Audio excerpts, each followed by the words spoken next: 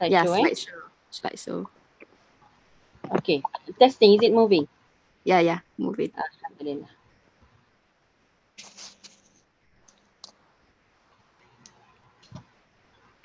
Keyboard पे करते हैं अंदर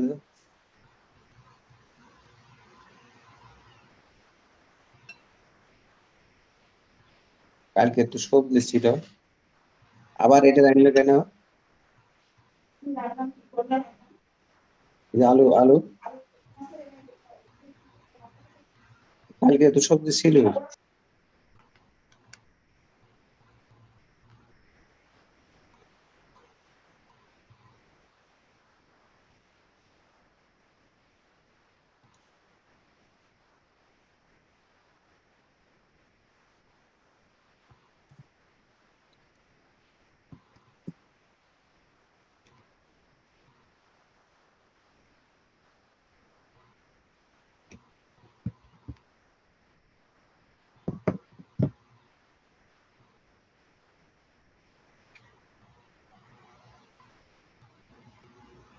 Okay, can we start, sister?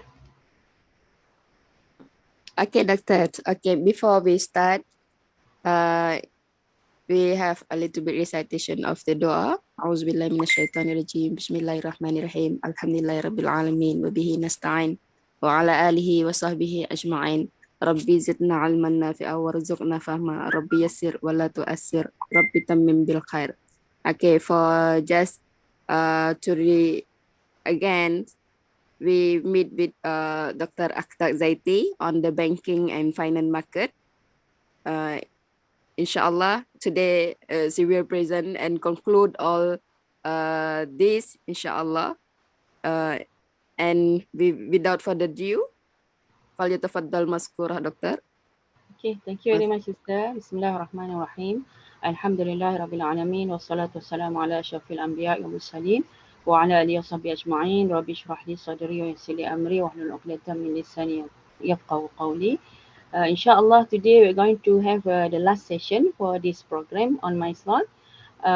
Regarding banking and financial markets or debt market sukuk, we are going to talk about sukuk today, which is considered as Islamic debt market.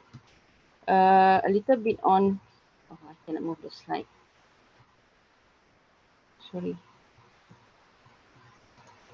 Just is to recap from what we've done so far on banking.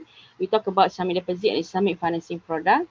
Then last week we talked about the introduction to financial markets, types and functions and the line principle. And we also talk about the Islamic equity market, particularly about shares. All right. So we know already that for shares, it is actually equity market which represent ownership, whereby when a person or a company bought the share of certain other company, uh, he or she or even the company will become the shareholder of that particular company.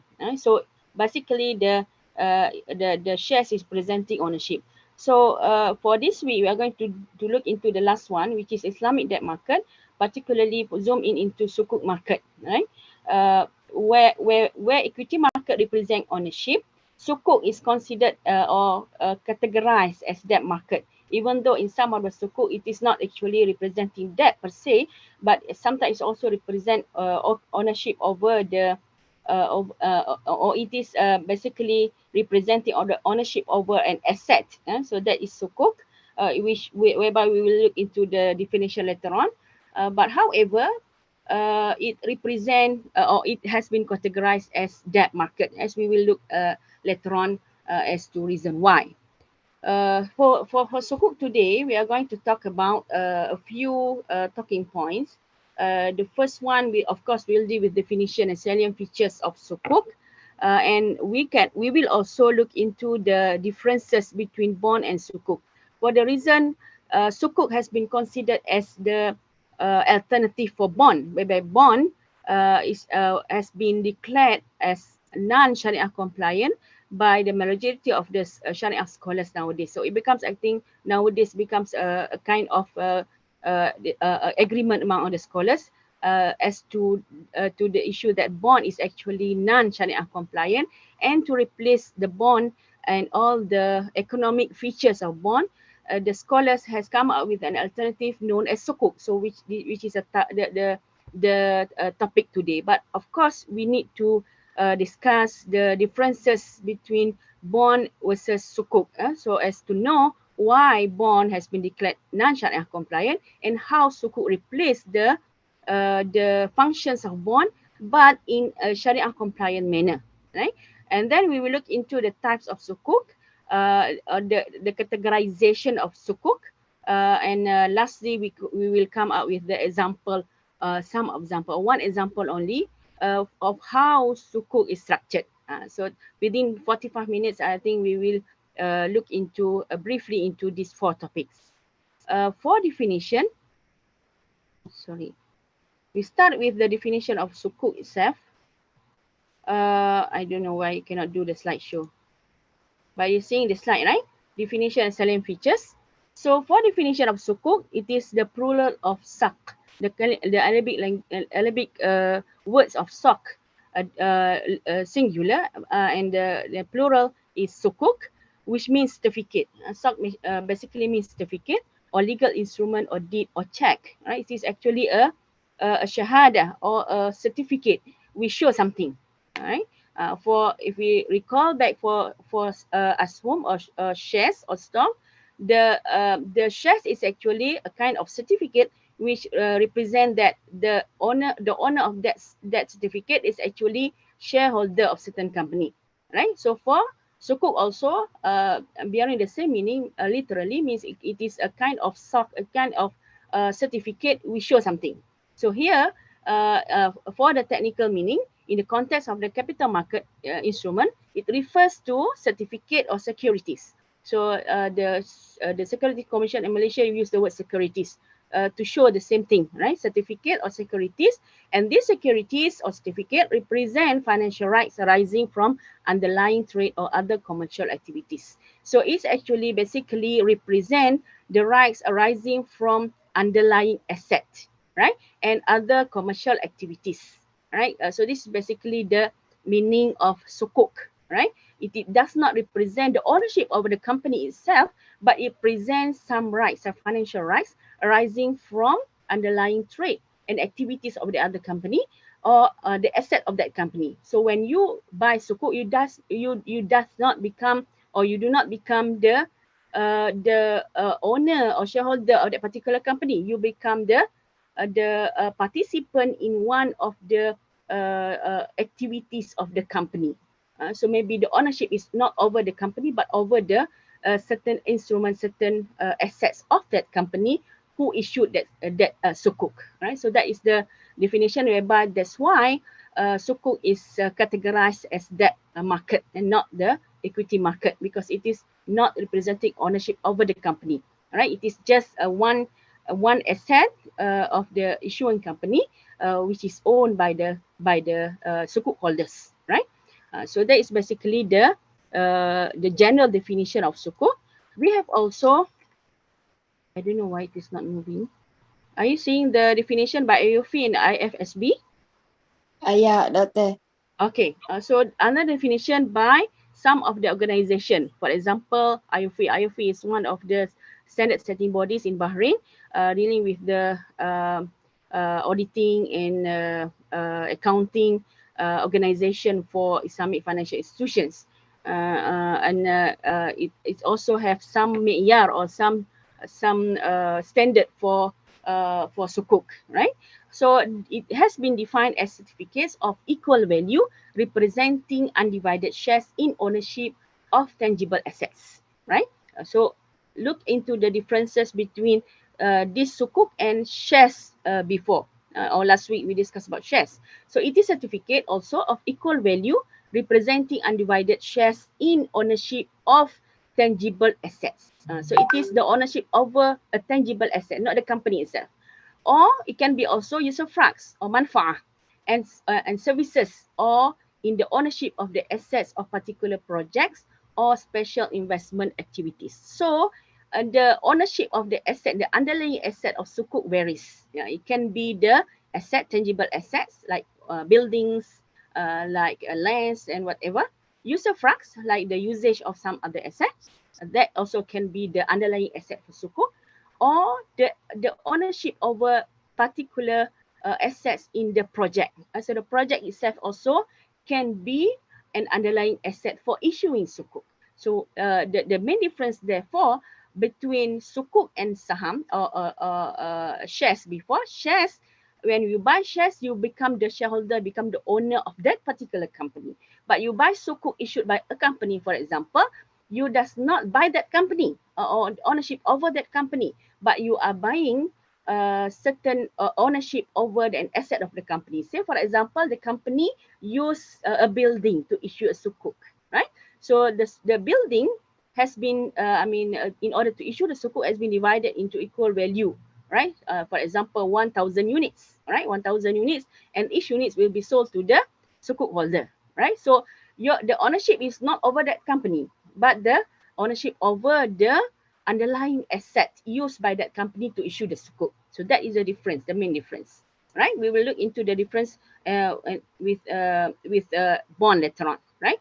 Another definition by IFSB, Islamic Financial Services Board, right, based in Malaysia, defines sukuk as certificate represent a proportional undivided ownership right in tangible assets, or a pool of predominantly tangible assets, or a business venture, right? More or less the same like IOFI also.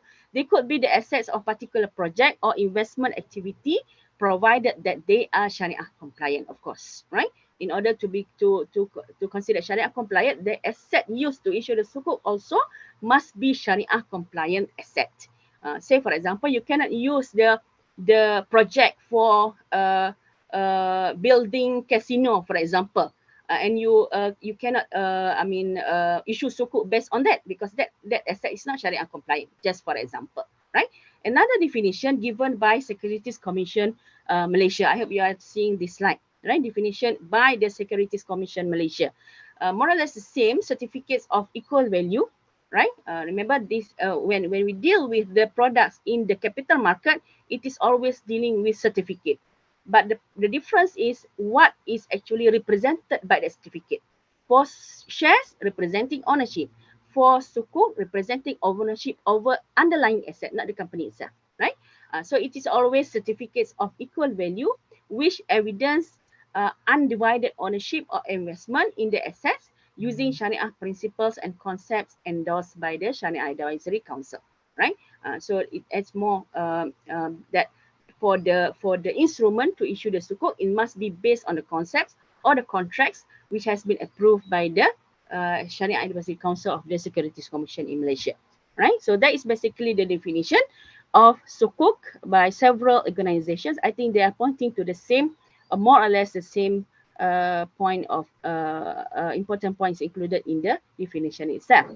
So now we go to the bond versus sukuk, right? So for bond, as I said, it has been declared as non-Sharia compliant. Why? We will look into what are the reasons for declaring bond as non-Sharia compliant. We look into the definition of bond itself. A bond is a contractual debt obligation. Note the word debt obligation, whereby the issuer is contractually obliged to pay to bondholders on certain specified dates interest and principal, whereas the sukuk holders claims an undivided beneficial ownership in the underlying assets.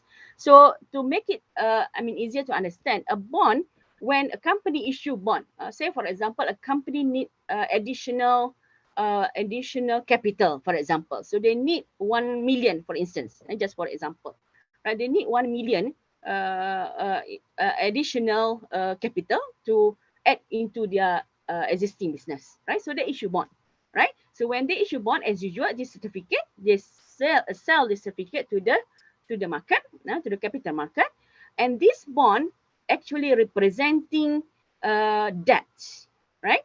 Say for example, this 1 million bond, they divide it into units. Each unit is 1 ringgit, for instance, for easy example, for easy understanding, right? One bond, 1 unit of the bond representing 1 ringgit, right?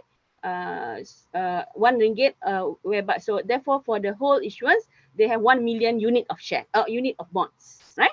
So when you buy the bond, actually the bond saying that is an evidence to say that you are actually the debtor, the creditor to the company, as if the company is taking the loan from you, from the bond holders, right? And this certificate is bearing interest. Of course, no one will buy the bond without any interest. So you buy the sukuk, you buy the bond, for instance, 10,000. 10,000 is subscribed by a person, for example, to the bond issued by the company, right? So 10% of the debt actually owned by this bond holder, right? Meaning to say the bond that he's holding is an evidence to show that you are actually have the right as a creditor to be paid later on. Of course, when you take a loan from somebody, you have to pay. But the problem is with certain addition, with certain specified interest, right? Say for example, the bond, after 6 months, you will get the payment. So the coupon, as you say, the coupon, whereby the coupon representing interest over the bond, right? So the payment later on will every 6 months, for example, the company who issued the bond will pay the dividend or pay the interest of the bond. So the interest on the debt, right, in Islam is actually riba, right? Kullu qardin jarra manfa'ah fahuwa riba. So every loan which have certain benefit, jarra manfa'ah, is considered as riba, right? Manfa'ah to the creditor is considered riba. So therefore, on this basis alone, it is sufficient to consider that bond is not Sharia compliant, right? So the alternative is sukuk. The sukuk holders claims an undivided beneficial ownership in the underlying asset. So therefore, in a sukuk issuance, there must always be certain underlying assets used in order to issue the sukuk. So for the bond, you don't have to have any underlying asset. You just issue without any underlying asset. It is actually a debt. So that you don't need the asset to be used in order to issue bond. But for sukuk, the underlying principle of sukuk, in order to issue the sukuk, first it must be based on certain asset, underlying asset, be it tangible assets, or the asset is actually rights of or manfaat only, or it can be also a project. A project also can be the underlying asset for issuance of sukuk. So therefore, there are different types of sukuk. Bond, it is a bond. There's no variation to that. I mean, in terms of the asset use. For sukuk, it can be different sukuk issues based on the underlying asset, and also based on the needs of the issuer and also the investors. As we see later when we look into the example of the structure. So in a bond, the relationship between the issuer and bondholder is that of a debtor and a creditor. So the company is actually, when they issue bond, they attract the public to give loan to them. So they want to borrow money, meaning they want to borrow money, and therefore they issue bond. And the one who buy the bond is actually the creditor, right? So what is the certificate, or is actually the bond itself, evidence, the function as an evidence to show that this relationship between the issuer and the bondholder and the rights of the parties. Therefore, the return due to the bondholder from the issuer is actually a return on a debt. So remember, a return on a debt is riba. So hence having the riba element, right? So therefore, it is clearly a main barrier to the application of bond within Islamic capital market, right? So therefore, the alternative asset is a sukuk, is structured to fulfill the needs of the issuer to mobilize fund. So usually, bond or sukuk issued to in order to raise a significant size of fund, right? Which cannot be financed by, for example, a bank, right? So you need to issue sukuk, right? Usually it comes in billions. It can also in a big sum of money, right? In order to for a certain project, right? So the sukuk is structured to fulfill the needs of the issuer to mobilize fund, and bondholder I mean, fulfill the needs of the issuer to merchant and bondholder. I mean, because bond is not Sharia compliant, in a Sharia compliant manner. So sukuk is actually a replacement to bond in order to play the same role as bond playing in fulfilling the needs of the one who the company or the parties to who need the fund, all right, and the parties or the investors who want to invest their money and get the return. But this is done in Sharia compliant manner, right? We'll look into the structure later on. Do you see the box, the criteria to look into the differences between bond and sukuk? I hope so, right? So the first criteria to look into the difference between the two is in terms of the ownership in the underlying assets, right? Are you following? Sister, are you do you see the right slide? Yes, the slide, The box, right? slide 9, right? Nine, yeah, So, yeah, slide yeah. 9, right? So firstly, in terms of the ownership in the underlying assets, right? So the for the bondholder is a creditor, own cash flow only.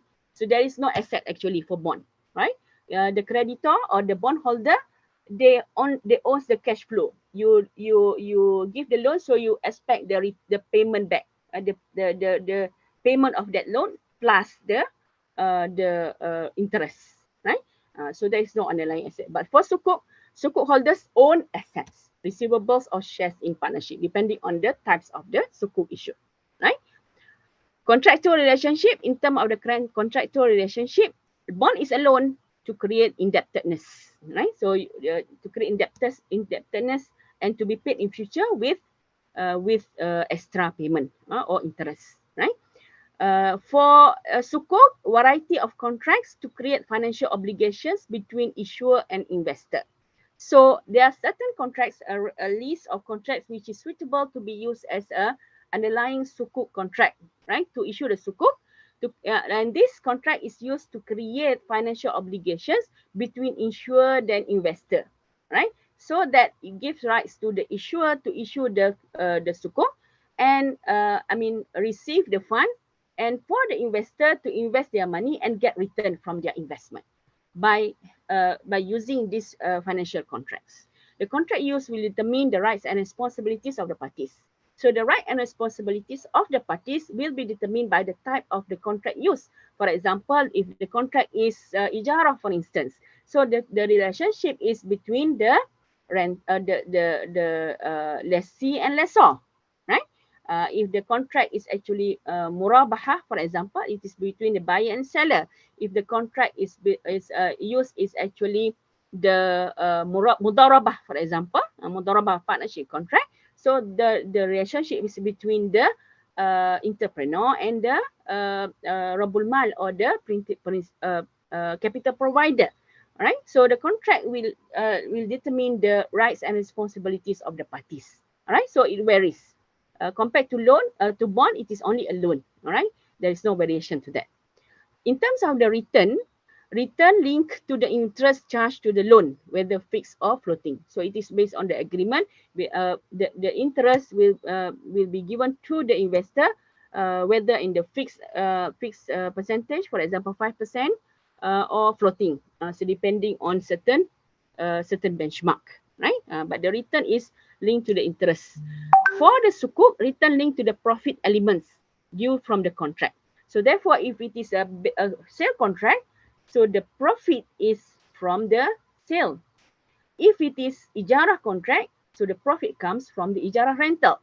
If it is mudarabah sukuk, for example, the profit element will comes from the profit of the ventures, profit from the investment or the project done by the mudarib, right? So it depends on the return is actually coming from the profit elements in these particular contracts. Number 4, debt or equity. It is considered as debt instrument. Bond is purely debt instrument. Sukuk, even though it has been categorized as debt market, it also have the element of equity. Maybe equity or debt depending on the contract use. So for example, if you use the contract of murabahah, for example, it is a debt. Because once you enter into the contract, what remains is the obligation to pay off the price, to pay the investors the price of the goods sold, right? So that is the it can be considered as pure debt. But for instance, the mudarabah sukuk, right? It is actually a kind of equity because the ownership is over the project, right? Of the as the underlying asset.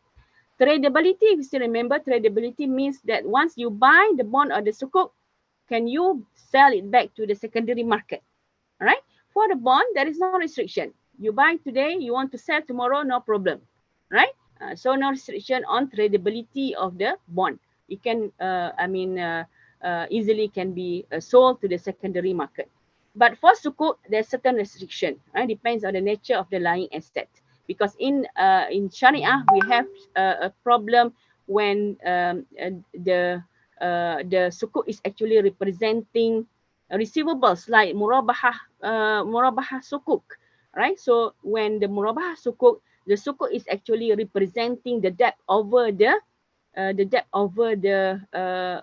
price of the receivables of the goods, right? It is not on the goods now, it is now on the receivables of the price, right? So receivables of the price is actually debt. So selling of the debt is a problem, right? In some jurisdictions. So therefore, murabahah sukuk might not be tradable, right? Of course, in Malaysia, we took the opinion that buy and dine is permissible with certain conditions. So therefore, our murabahah sukuk has secondary market or can be traded, right? Because of this different fatwa. But basically, for trade in terms of tradability, compared to bond, which is freely tradable, for sukuk, we need to look into the underlying asset, whether it is tradable or not. Right? Meaning to say that some sukuk tradable, some sukuk is not tradable. So therefore, some sukuk which has the tradability element, like ijarah, for instance, they are more famous, right? Because of one of the reasons, because of the tradability element, right? Because investors usually they look forward to have the tradability element, right? Because when in future they can always sell back to the secondary market, right? For number 6, investment. I think this is the last one.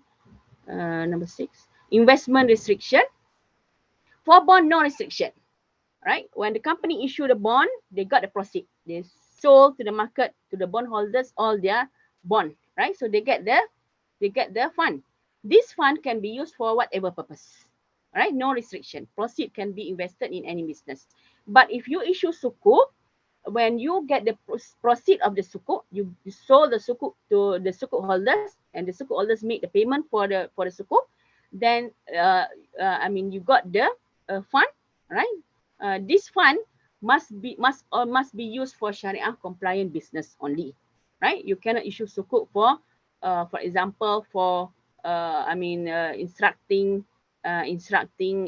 casino, for instance, for example, right?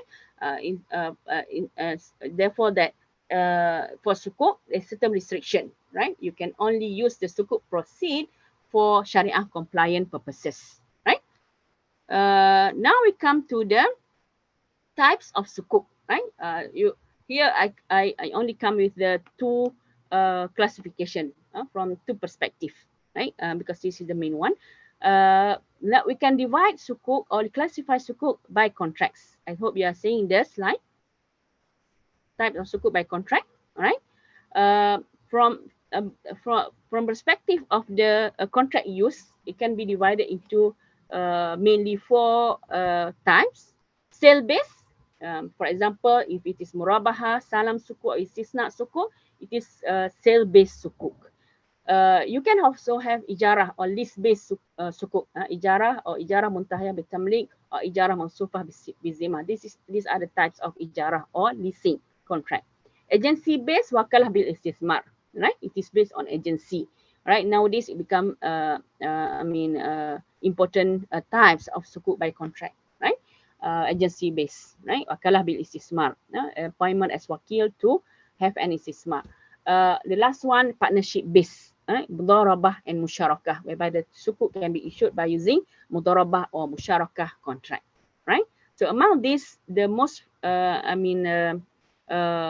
famous, the most familiar contract used for issuance of sukuk, sale based on murabaha, for instance. Salam and istisna not so famous, or not so widely used. Lease based or ijarah sukuk is also very important contract used for issuance of sukuk. Nowadays, wakalah bil istismar becomes I think one of the most important contract used in issuing sukuk, right? Partnership based mudharabah and musyarakah is not very widely used, right? Due to the risk element and some other matters, which make it quite some problem in order to issue sukuk based on mudharabah and musyarakah, except when the company or the parties who issue the sukuk is having a contract, having a project to fund. So maybe mudharabah and musyarakah is suitable or are suitable. But of course, there are many other considerations to be taken into consideration in order to when they want to decide which contract is actually suitable for their needs, right? So meaning to say that when a company want to issue sukuk, they need to determine, right, what is actually the underlying asset. So from there, they can decide which contract is more suitable to serve the needs of both parties, right? So this is the first classification based on contract. Next is the classification types of sukuk by issuer, right? In terms of the who issue the sukuk, right? We can divide into three major parties of sukuk issuer. It can be sovereign sukuk, meaning the governments, and the governments who issue the sukuk, or can be quasi sovereign sukuk. It has be half government, right? Sukuk, mainly the local government, right? I think the most the bigger part of the sukuk issues nowadays is corporate sukuk, right? So or sukuk which is issued by companies, big companies, whereby they need the fund, they will issue sukuk. For the government, for instance, when the government needs certain large funds, large project to finance, right? So they need financing in order to come out with the project, so they will issue sukuk. So we have many examples on sovereign sukuk, right? We look into the definition. Sovereign sukuk is actually issued by the government or sovereign entity to raise financing for the country's development. Of course, the government is dealing with the country's development, mainly infrastructure. For example, the government want to build highways, or the government want to build for instance, airports, right? So they need a big fund, right, in order to finance this infrastructure, building out this infrastructure. So one of the alternative source of fund for the government is to issue sukuk. So therefore, they can raise finance in order to finance their project, right? Example, Indonesia government sukuk ijarah 2009, USD 650 million, 5-year issue. Right, so the government of Indonesia need the fund, right? USD 650 millions for certain project of the government. So they issue sukuk which have the tenure of 5 years, right? Another important point that I forgot to highlight, for the sukuk and bond, right? They will have the tenure. It must have certain tenure, certain time period. So the issuance of bond, the bond will mature after 5 years or 10 years, for instance, that must be determined, right? Sukuk also, when you issue sukuk, always for certain tenure, it means it can be, unless it is a perpetual sukuk, that is different question. But generally, sukuk will have certain tenure. For example, you issue the sukuk for 5 years or 10 years, as we will see later on. For this example, Indonesia government sukuk ijarah, it is for three years issue. right? We look into another example when we come into the structure, another example whereby another sovereign sukuk issued by government of Malaysia. But for shares, last week we discussed about a share, it doesn't have tenure. When you buy the share of certain company, it is forever as long as the company exists. So that the shares doesn't have expiry date, right? When it is issued, it does not have expiry date, all right? Unless and until the company is later on winded up or closed business, then it ends the shares as well, right? But for bond and sukuk, it has certain, when it is issued, it's certain time period, right? So for a shareholder who bought the share, right, it is actually forever unless the shareholder sell the shares to another party in the secondary market. That is another issue, right? But in terms of the tenure, shares doesn't have specific tenure when it is issued. But for sukuk and bond, for that matter, when at the point of issuance, it is determined this bond or this sukuk is actually issued for the tenure of 5 years or 10 years, for instance, right? So for this particular example, it is for 5 years issues. After 5 years, it is matured. So the asset used in order to issue this sukuk is actually 70 properties used as government offices. So government, of course, they have assets. They have buildings, they have offices. So they use in case of the Indonesia government sukuk ijarah, they use this government asset. And this government asset, particular buildings, for example, will be securitized, or it has been securitized, and they divided into units, right? So each unit is representing over ownership over these government offices, undivided. What does it mean by undivided? So it is not known which part of government office is belong to this unit. For example, if you buy the government sukuk, 10% of the government officers, of the sukuk represented by the government officers, you cannot point this is the office that is owned by me, right? Because I bought the sukuk, right? Because the sukuk is actually representing ownership over the officers, because it is undivided. We don't know which part is which, right? So this is what they mean by undivided.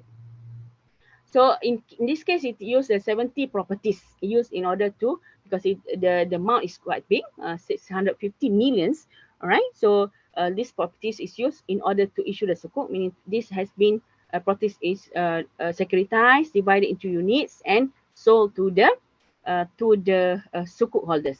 We will see the complete structure inshallah later on, right? Quasi-sovereign sukuk means semi, all right, half. Issued by a semi-government or government-related entity and similar to sovereign sukuk. It is actually like sovereign sukuk. May carry an explicit or implicit government guarantee. That's why it is quite safe. All right. Example. So this one example of quasi-sovereign sukuk. Saxony-Anhalt, issued in Germany. Right. In 2004, the first Western country to tap into Islamic capital market. So the German authority in this wilayah for them, the district in Germany, says Saxony-Anhalt, right? So they issue the sukuk in order to raise fund, right? Using the Islamic sukuk, right? So this shows the importance of sukuk. Why the Western, until the Western country also, they tap into this Islamic capital market instrument, right? Using a number of buildings also owned by the Ministry of Finance, Euro 100 millions was raised using this sukuk. Another example, also we have here in Malaysia, known as Pasir Gudang. Pasir Gudang is one of the district in Johor, right, in Malaysia. Also, it's kind of a local authority, right, and the state of Johor. Also raise fund using their parking lots, right? Very interesting. Using parking lots in that district, and they raise sukuk, right? Which has been securitized. So this is another example of quasi-sovereign sukuk. I think the bigger chunk of it is corporate sukuk, whereby this sukuk is issued by a private incorporated company in order to raise capital for business project, such as financing capital expenditure and working capital. So mostly when the company, they needs the extra fund in order to finance their business, they will issue sukuk, right? alternative cheaper funding besides banks funding. They can always go to the banks or a group of banks, right? Can finance their project, but Sukuk is considered as cheaper funding besides banks funding. Example, Aziata Wakalah Sukuk 2012. Aziata is a company in Malaysia. Aziata was appointed as wakil by investors to invest because this is the Wakalah Sukuk, choice of underlying asset, because they are the telco company, right? Choice of underlying assets including intangible asset, airtime vouchers, airtime minutes of the mobile telecommunication network or subsidiaries of Aziata for on-net calls, right? So that is the example of corporate sukuk. We have many examples actually. All right, so now we go to more or less 5 minutes that we have. We look into a detailed example of the structure. I chose sukuk ijarah, right? Sukuk ijarah, USD 1.25 billion, Government of Malaysia sukuk, issued in 2010, right? So this sukuk ijarah is actually issued by the government of Malaysia with a tenure of 3 years only. This is only for 3 years, very short tenure for sukuk. For 3 years, will mature after 3 years, meaning 2013 matured, and only can be subscribed by the citizens of Malaysia, right? And the return is 5%, right? 5% return, right? From the sukuk, right? Okay, so the government in red, right? The government of Malaysia, they will, they will establish what we call an SPV or special purpose vehicle, all right? A sub company, which is known as One Malaysia Sukuk Global Berhad for the purpose of issuance of that sukuk. This company is established for the purpose of issuance of the sukuk. So this SPV, One Malaysian Global Sukuk, will purchase, in this case, the hospitals owned by the government. All right. So now these hospitals belong to One Malaysia Sukuk Global. All right. So number 2, the SPV will issue sukuk representing beneficial ownership over that hospital. All right. So the hospital belong to the Malaysian Sukuk Global Berhad, and these units, these hospitals will be divided into units, right? Obviously, the units will, in altogether, will amount to USD 1.25 billion as the fund needed by the government of Malaysia, right? So this SPV will issue sukuk. The investor will buy the sukuk, all right? Will buy the sukuk, each unit with certain price, right? Each unit is a certain price. Then, of course, when the investor buy the sukuk, they will pay the money to the One Malaysia Global Sukuk, so the proceeds. So this is known as the proceeds of the sukuk. And the proceeds of the sukuk will be used to pay the price of the hospitals to the government. So here, for now, that hospitals belong to the government is actually sold to the investors through a group of investors or of the sukuk holders through the SPV. SPV become the trustee because for all the investors, right? So the government now get the proceed. So 1.25 billion will be given to paid to government for the price of the hospitals, right? So of course the government will use the fund for their utilization, right? So I think that is clear until this stage. So now that hospital has transferred, the beneficial ownership. Of course, in terms of the title, will not be transferred to the investors, right? Only the beneficial ownership over the hospital. So from Sharia perspective, those hospitals belong to those investors. Proportionately to the sukuk that they own, right? So that's the first step. So at the same time, all right, the government, of course, they cannot let go of their hospitals. This is hospitals, government hospitals, right? So the government undertakes, they made the promise to buy back the hospital from the sukuk holders. Of course, through the Malaysian Global Sukuk, right? And SPV also undertakes to sell, right? So there's certain Sharia issue here. But basically, that is what happened, right? So the government undertakes to purchase and the SPV undertakes to sell. That at the end, after 3 years, in 2013, they promised that the government will buy back that hospital and the SPV also promise on behalf of the investors, promise to sell back the hospital to the government. All right. So when they sell the back the hospital to the government, of course, with certain price. All right. So therefore, the government will need to pay back the fund. All right. And this also will become part of the return to the sukuk holders. And at the same time, all right. Now, as we know that the hospital for the period of 3 years, the hospital belongs to the sukuk holders, right? But the government need to use the hospital. It is government hospital. Of course, they will continue to use that hospital for the government for the government to offer the health service to the people. All right. So the SPV lease for a 3 years period, the SPV or the on behalf of the investors, of course, will enter into an ijarah. So there comes the ijarah sukuk.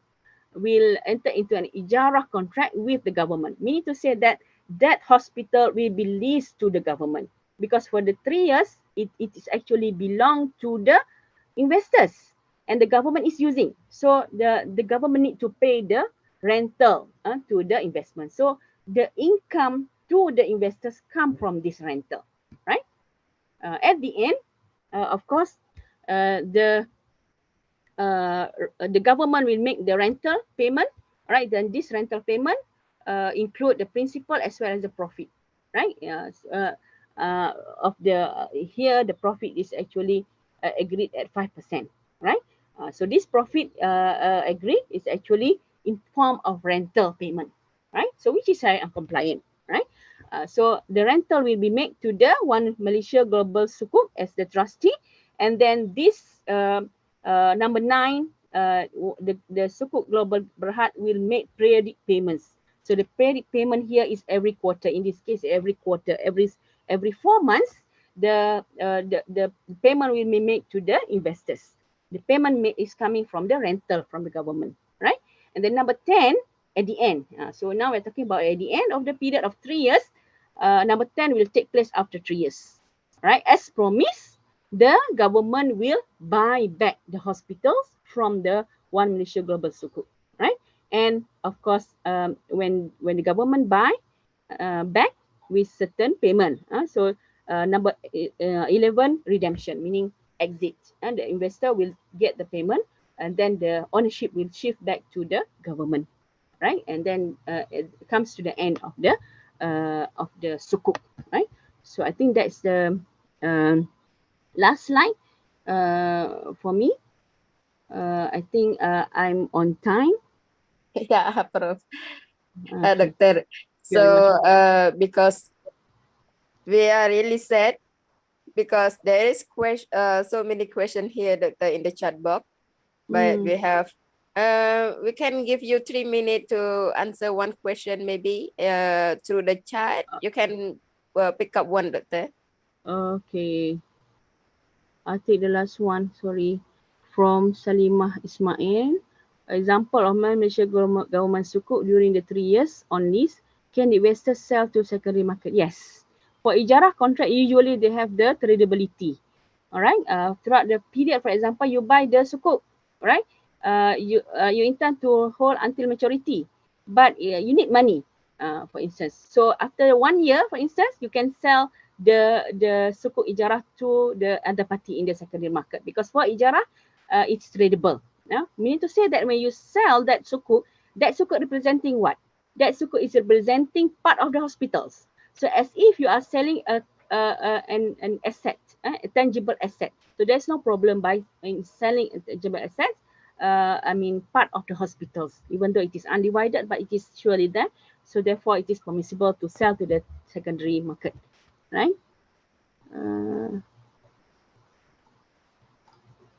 I think that's what I can do for this.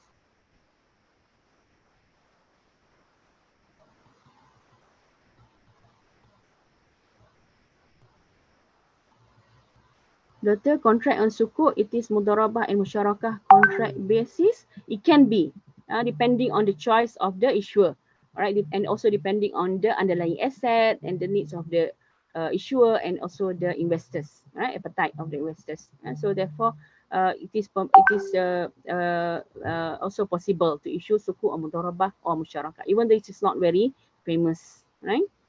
I think that's all I can answer for today. Thank you very much. Thank you very much, Doctor, for your lectures today. And hopefully everyone can benefit from that. And thank you very much for your time also and your knowledge that have sharing with them and with me also. Thank you very much for everyone to take to have a session with me for 5 weeks. All right, Alhamdulillah. 6 weeks. Okay, Alhamdulillah. Thank Alhamdulillah. you. And have a nice weekend, Doctor. Thank you. Thank you. Okay, for the next, we will meet with Prof. Abdulhamid. Prof. Abdulhamid, are you here?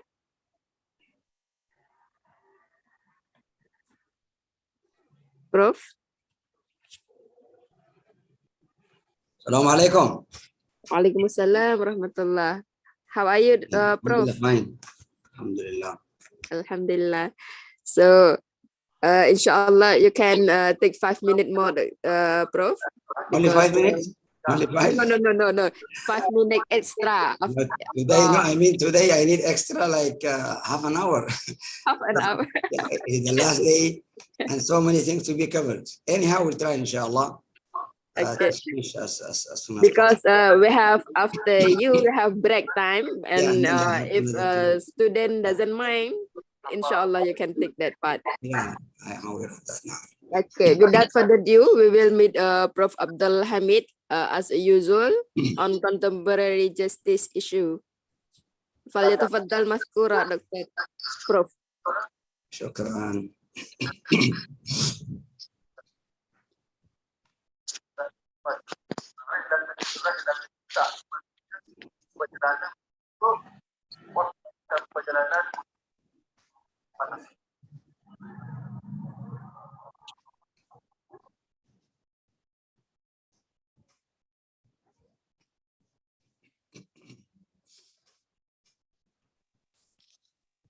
Okay, we can see it.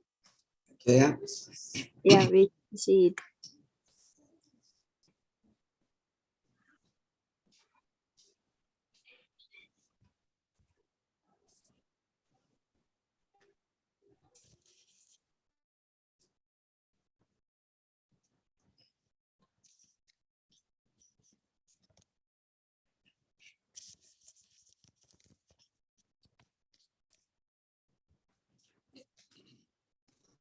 بسم الله الرحمن الرحيم. الحمد لله رب العالمين، والصلاة أفضلها والتسليم وأتمه على الرحمة المهداة والنعمة المسداة محمد بن عبد الله البشير النذير السراج المنير المبعوث رحمة للعالمين. أما بعد, once again we thank Allah subhanahu wa ta'ala for giving us the opportunity to meet again and again for his noble cause, inshallah. May Allah accept all our deeds. At the at the end of this course, Qadaya Fiqhiyyah Mu'asira, contemporary juristic issues, I would like to share with you also today a few things or few points or issues that we are not aware of. So first and foremost is the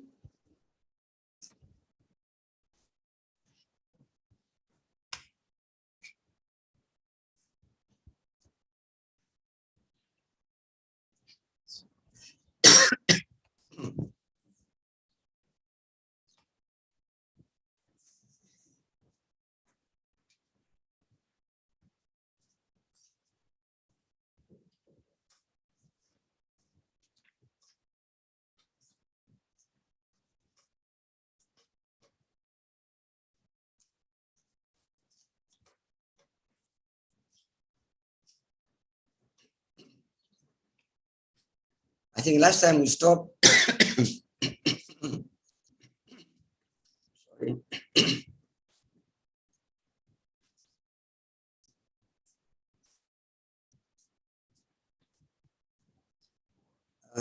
we finish the topic of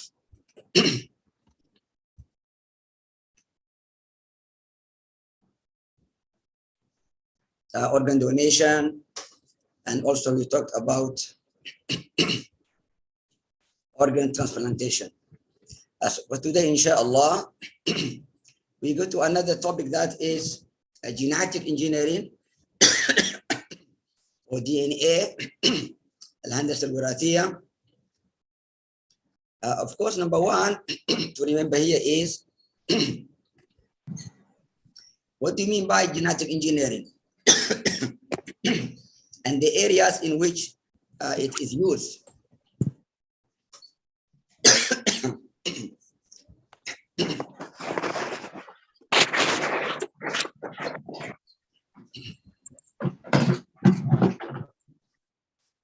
So scholars of Islam say that it can be used in so many things. Okay, genetic engineering is not restricted only to food. It is also used for medication as well as people. So today is a big issue. So what Muslims or Muslim scholars have to say about it? So to say it is not permissible in Islam totally is not logical. And also to make or to leave the door open, widely open for anyone to say anything he or she likes is also not that acceptable. So every time we have to be moderate. So moderation here means in medicine, for instance, we have to be sure that it is not against Islamic rulings, not haram elements is involved. Okay, so in medicine, genetic engineering means the implementation of new genes, okay, in the organism to develop the mental and physical characteristics. So the characteristics, if they are not the same, if they have been changed, or for instance, we are trying to modify something in order to suit certain diseases, okay? When it comes to animal genetic engineering, here also is to improve elements of animal production, to diagnose problems with some animals. So we are genetically modifying so that we improve the quality of the animals without interfering in Allah's creation, of course. In terms of plants, another issue also is to modify the plants so that we have more production, quality production of the plants. So we interfere here in the color or size, or even producing new types of plants. So all these are okay, as long as we are not contradicting with Allah's creation, as long as we are not changing Allah's creation, we are trying to modify to improve the quality of what we are doing. Okay, so genetic engineering also used to interpret evolutionary relationship, okay, between things,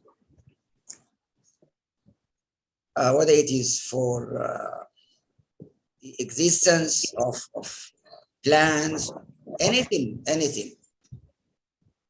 okay, even in terms of war domain, like for instance,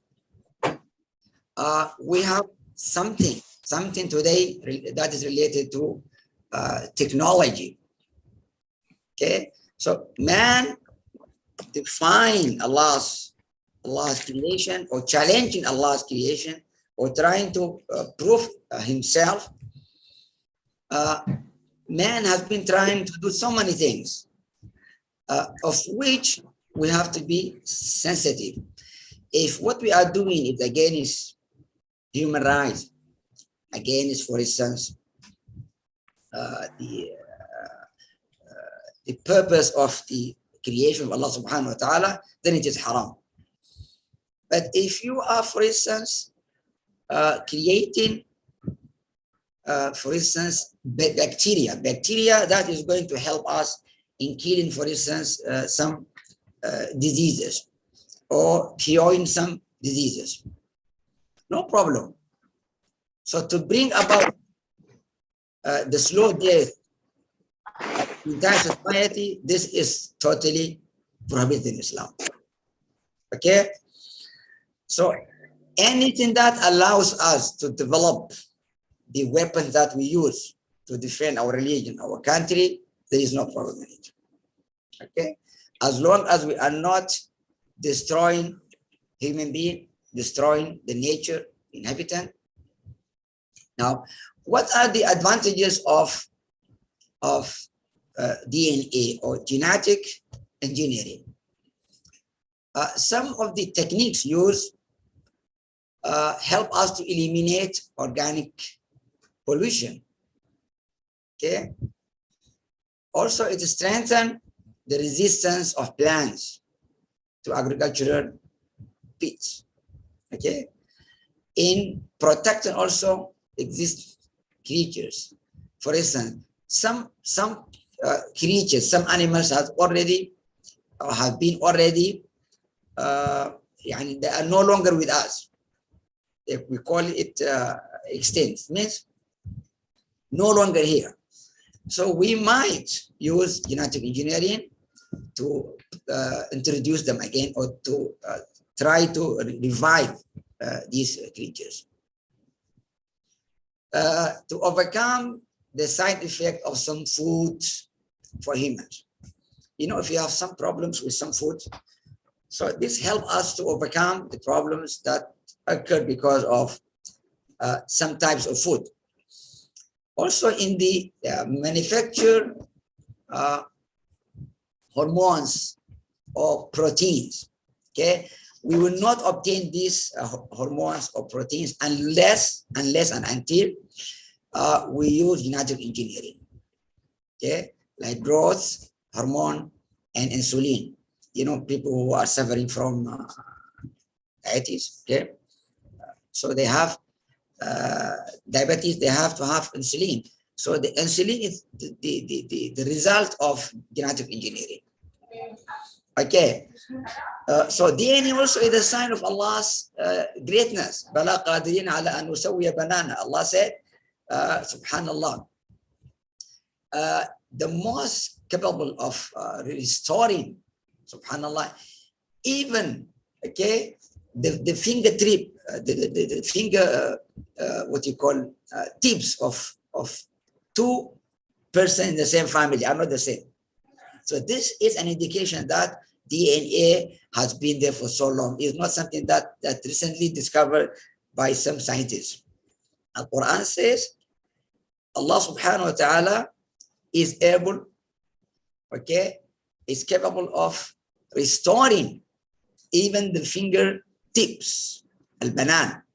And no one has the same fingerprints or fingertips of any other one, even within the same family. Also today, we use DNA in tackling some problems, in crimes, for instance. So we implement them, we take them, we use them to fight, for instance, crimes. In Surah Yusuf, we say, Allah says, "In kana qamisu qudda min qubulin fasadaqat wa min al-katibin." If the t-shirt or the shirt of Nabi Yusuf, I mean, the way how one of these, one of the witness, one of the wise men declared that Yusuf was innocent or not, he said, just look at his shirt. If it is torn from the front side or back side, is an indication of his innocence or not. Also, alayhi salatu wassalam, a man by the name of Mujazzaz al-Muddaji confirmed Usama was the son of Zayd. So this is DNA, exactly DNA. Because Usama was a black man, while his Zayd was white. So people started to talk about the legitimacy of Usama. Is he the son of Zayd or not? So this man, when just looking at the feet of Usama and Zayd while they were sleeping, without looking at the face, he said, "Hada min hada." This boy belongs to this man. So Aisha was so happy. He's so happy because now by DNA, through DNA, via DNA, it was confirmed that Usama, though he was black in skin, is the son of Zayd, who was white in skin. Uwaymir bin Ajlan accused his wife during Rasulullah's time as being an adulteress, allowing a man to sleep with her. So when she was pregnant, this man said to Rasulullah, "This is not my son. My wife is pregnant, and I suspect this boy, this baby is not mine." Okay? So it was so easy to bring, okay, evidences using DNA. So alayhi salatu said, of course, here we have li'an. Li'an is an issue also in fiqh. When a man accuses his wife, they have to have li'an. He has to swear and curse him and curse her. If he's lying, if she's lying. Anyhow, this is another issue. The issue here is, alayhi salatu wassalam gave them a very simple indication. He said, if this man, if the baby later give birth, if the baby looks like so and so, the description of that man. So the baby is yours. If the baby looks like so and so, the baby is not yours. So what you are claiming is true. So exactly later on, alayhi salatu wassalam, when he asked the lady to bring the baby, he looked at him, he said, "Yes, you are true. The baby was an illegitimate child. It was not yours." Okay? It was the son of that man. Now, what is human cloning? Another issue. Human cloning. It is a technique scientists use to make exact genetic copies of living things. Okay? Copy, modify, transplant, and replace human and non-human genes. Is a modern technology. Now, why do they use it? To explore solutions to some diseases, to improve the type of organism, increase its production, develop one of the characteristics of organism of plants and animals or animals. Now we have many types of cloning, okay? Gene cloning, reproductive cloning, and therapeutic cloning. We call them istinsakh tanasuli, istinsakh ilaji, istinsakh bi'i, etc., etc. Now, are we allowed to have human cloning? This is for sure haram in Islam. We cannot accept the fact that Allah subhanahu wa ta'ala creates and He creates us and He created us and He creates everything. He's in charge of the entire universe. So you can reproduce human being through this scientific methods and ways. We can, but we have to see now what is wrong with human cloning. Why? If we allowed it, it eliminates the concept of family. You don't need a father or mother because you go to a scientist, a doctor who is specialized in human cloning, in creating another one, in duplicating. Okay, so here we have a problem. Also, it increases crime. The crime rate will be very high because you don't know who did so and so, because they are cloning. It means this person is similar to that person, has been produced out of this. Okay, so the person who is similar to that one in the form, shape, color, behavior, genetic characteristics. It is so hard for us to differentiate between people. Also, it is a disorder in genealogy. What genealogy means? The human race will not continue, because our role in this dunya is to marry and then produce a good person, a good citizen, so we develop the world.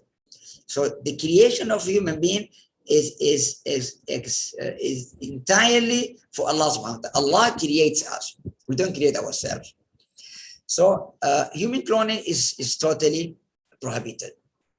Now, according to Shaykh al-Qaradawi and also Tantawi, this is also against the concept of diversification, at-tanawwu'. And cloning means you are the same. You are creating a typical person. Everything is the same. So this against nature and against Allah's creation. We have to be different in size, in color, in understanding, mentality, in everything. It also disturbs the what you call the phenomenon of diversity, and also the human creation will disappear, isn't it? Shaykh Tanta also added that everything that comes from other man, okay, then the path of Allah subhanahu wa ta'ala, the path of Allah means here a man and a woman are married, and the offspring inshallah is created or will be created. So husband and wife or spouses should always be the focus when talking about a family, about the creation of human being. Okay, now evidence of the prohibition is contradicting Allah's creation, the Sunnah of Allah subhanahu wa ta'ala, that human beings are created from men and women, a man and woman, male and female, is also an insult to human dignity. It's also contradicting with the concept of diversity, the role of diversity, or the rule of diversity. قاعدة أو قانون التعدد. Also, we are manipulating gene, and also elimination of differences of people, okay, or differentiation. Also, it is about also making more crimes or creating more crime in the society, because you don't know who commits that crime if we are the same. Quickly move to istihala. Istihala is when we change, when something has been changed from its original form to another form. Okay, it could be in food, drinks, cosmetic, medicine. Now, if we take the example of human being, originally we are sperm, isn't it? Sperm, that is najis, and later on a piece of flesh or meat, or before that blood. So sperm, blood, then a piece of meat, and later on we are human being. So originally, if you see at the steps in the beginning are najis, impure, they're not pure. But later on, now we are human being. So this is tihala, okay? From something that is impure, now we have something pure. It also, we talk also about gelatin. Gelatin to some people is haram. Why? Because originally it's taken from pork, from khinzir. Also, they give the scholar the example of a dog becoming salt, a dog dying in the sea, for instance, offshore. Okay, so because of the changes of the body of the dog, the hair, the body, the bones, the dog is no longer now a dog animal. Now it transformed to salt. So if you use this salt, it's still halal, because now it is not in the original shape of that animal.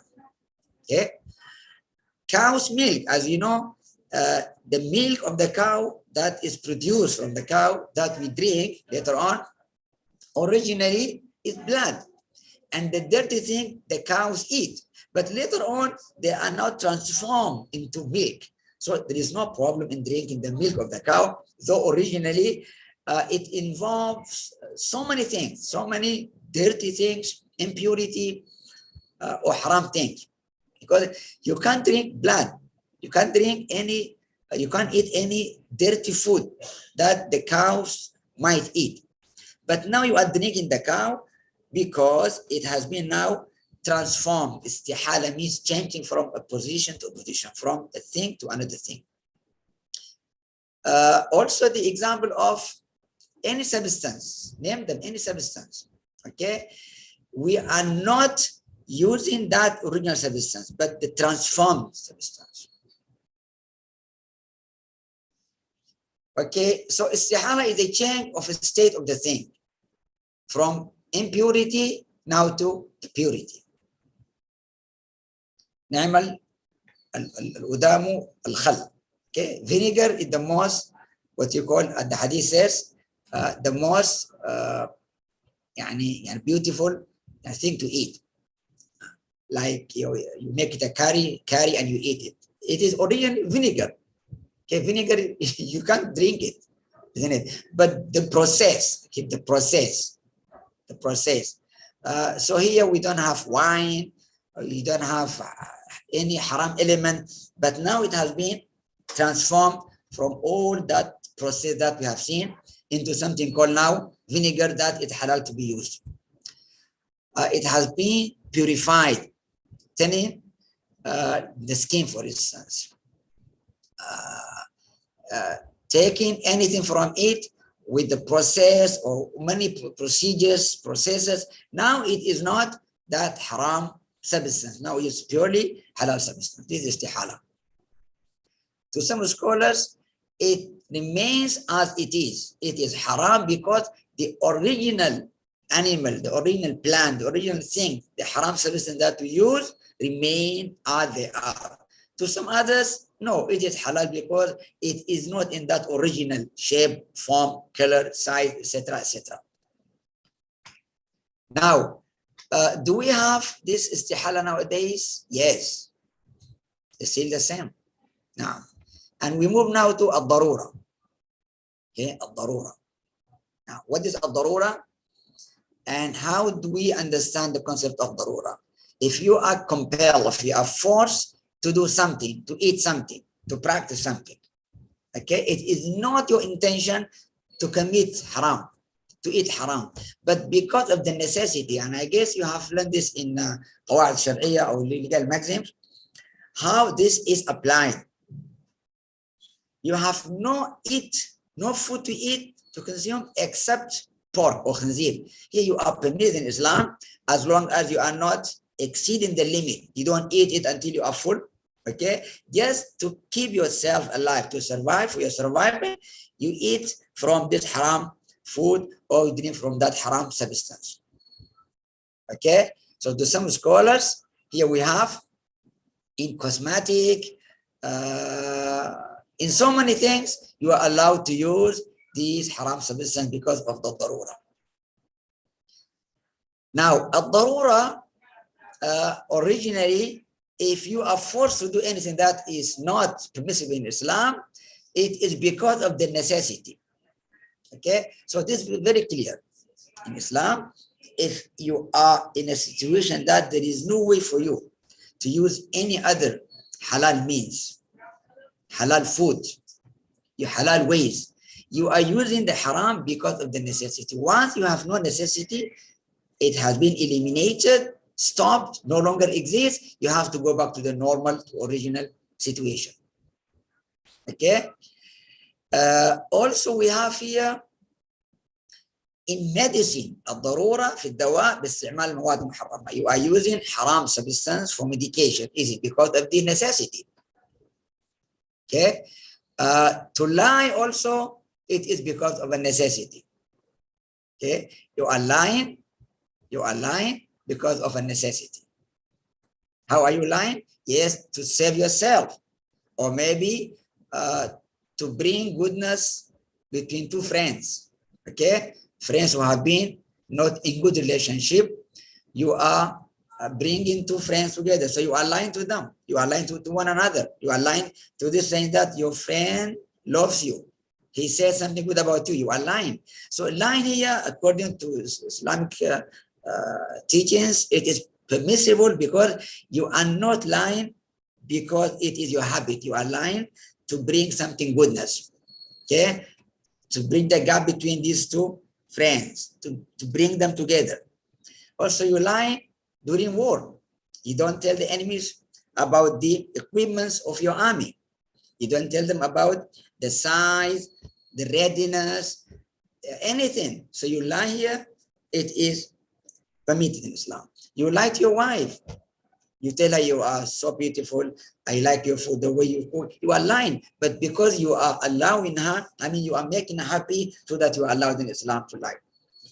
So if you are not in a situation that you need to lie, it remains permanently haram. It is haram for you to lie unless you are in a situation in which you need to lie. Okay. Scholars said if a person is threatening you, you tell him where this man is hiding. So you can't tell. You can't tell, because if you tell, this guy is going to be killed, and you know this guy is an oppressor, doing this not for good purpose, in good intention. He's abusing the right of this person. So you are not allowed in Islam to inform about where the guy is hiding himself. So al-daruri means you are lying to save this person. Okay? And so many examples of this issue. Now, if we go back to another issue, that is women in Islam.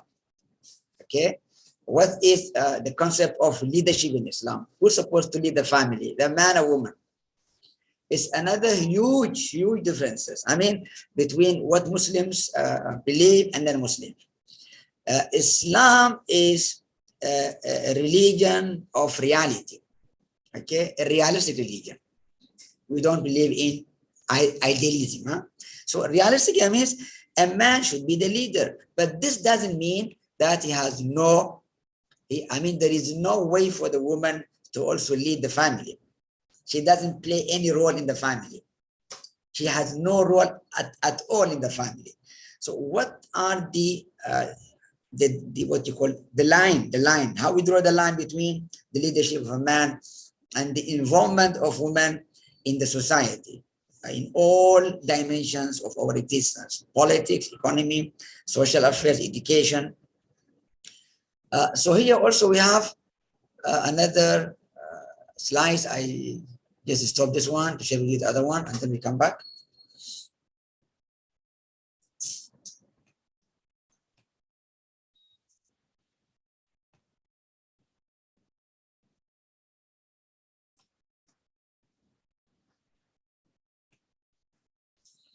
See the slide? See them? Yes, Prof. Okay. So man's leadership. To them, man should always be the leader. Yes, it is true. Allah says, but we have to understand why leadership has been given to a man. It is not because of anything other than the physiological differences and the emotional differences, the capabilities in leading the family. But also Allah says, وَبِمَا أَنفَقُوا. So beside, we are not the same in our physics, in our emotion. But another dimension also here, another element is the finance. Who sustains the family? A man. According to the Hanafi school, no matter how rich the wife is, no matter how wealthy the wife is, it is the man's responsibility to sustain the family. Okay, so here we are saying a man should be responsible because of the financial consequences of the responsibilities he has to take. Okay, Number two, we should not misuse the concept of leadership. Ana, as Rasulullah said, خيركم خيركم لأهلي وأنا خيركم لأهلي. The best among you is the one who is good, he is best to his family, and I am best to my family. So you have to treat your wife equally. I mean, you should not deprive her to take her rights. Also, another misunderstanding is to say it is only to stay at home, to give birth, to raise children, and this is also another issue you have to understand today. In our contemporary world, women have to share everything with men. But it depends on you. If you have sufficient wealth, you don't need for your wife to work, and she agrees with that, no problem. But if she has knowledge, she has leadership qualities, and she has talents, why not she also contribute in the society? So it doesn't mean a man should always be the leader in everything, okay? And women are not allowed to work, to lead, or they are incapable of leading society. Now, why we have this misunderstanding, it is merely because of the misuse of man's power. التعسف. You exaggerate in taking your right. You exaggerate in oppressing women's right. Okay? Why? Because we have been taught in the schools that women should always be at home. Women should always be inferior to men. The brother is better than the sister. Boys are better than girls. So when we have this in our minds, so this creates the atmosphere in which we claim that men are everything, women are nothing. So it is because of this misuse of power or abuse of power that we learn in the school, at home, in our societies. So we have this misunderstanding of the concept of men's leadership. Another issue why women also have this problem, because of the blind imitation to the Western woman. Because the Western women today, as we see them, they are rebellious. They don't want to stay at home. They don't want to take any role at home. So you don't differentiate between a man and a woman. You see women doing everything man can do. So now we have a dichotomy between what we see in the society and what the Quran is saying. Okay, so we don't want to have this dichotomy. We want to allow women to play their role in the society, contributing in the development of society. Why not neglect also their role at home as women, as husbands, as wives, as daughters, as mothers, as sisters, as aunties? So we will not have this problem in the society if we understand how Islam gave women the right to be equally treated as men in terms of ibadat, and also to be treated as men in everything, except with in some situations where that is not the nature of women to be. Okay, what about the voice of a woman? Today we see some people, or we hear some people saying that the voice of woman is awra. It's not awra. Okay, but how to prove this? Now, according to Maliyyah and some Hanafis, the face of woman is not awra. Okay, because illa ma dhahara minha wala yubdina zinatahunna illa ma dhahara minha. Is it the face and the hands, or also include feet? Ibn Umar, Ibn Abbas, Anas, Aisha radiallahu anhuma, they say the exception, illa, except, they have to cover everything except al-kaf wal-khatam wal-wajh. Now, al-qadamayn, according to some, yes, included. Now, Allah subhanahu wa ta'ala, in many ayat, and alayhi salatu wasalam in many hadith, told us about the awra of woman. So what is the awra of woman exactly? So we have to understand Sawtul Mar'a or Suratul Mar'a, according to Imam Ahmad, a narration from Imam Ahmad and also Imam Shafi'i, it should be awra. The entire body of a woman should be awra. But if you look carefully into the ayat and hadith, we find out that the face and hands are not included. Okay, and now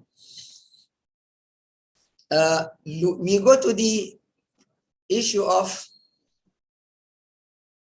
Sawt al-Mara.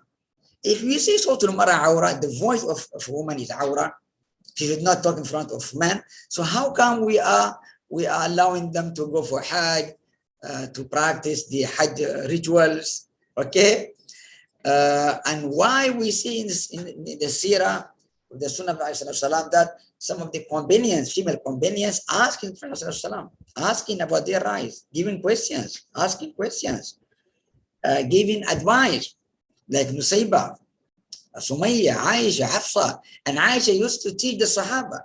Aisha used to teach the male Sahaba. Now, so unless they said, scholars said, unless this woman, she is using her voice to attract women, unless she is using haram things like songs, like dancing, exploring what you call something, exposing her aura, revealing her aura, wearing a transparent cloth. So anything that has something to do with with attraction of man, mistreating your body, yes. But normal voice to teach, to give an advice, to talk, to go and see doctors, to lead the society, no problem. What about politics? Does she have any right? Yes, she had the right as a voter, okay, to participate in politics. She also had the right to be elected as a leader. Okay. Now, those who said no, it is totally not permissible for a lady to engage in politics, they use the same ayat. الرجال قوامون على النساء وقرن في بيوتكن. Stay at home. في بيوتكن means stay at home permanently.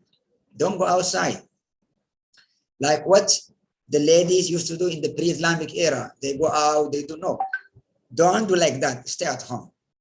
So they say activities of women in politics contradict with these ayat and hadith. And also they say, لَنْ يُفْلِحَ قَوْمٌ وَلَّوْ أَمْرُهُمْ إِمْرَأً. Rasulullah talk about Persia. The Persians, now the queen is governing or leading that country. So he gave that example of a failure in that society because of allowing the lady to lead them, to govern them. So to them, this is a very clear hadith. But those who say, no, it is not, the way understood is wrong, they say it is not for all. We cannot generalize. It's what only for that particular incident, particular event, particular nation.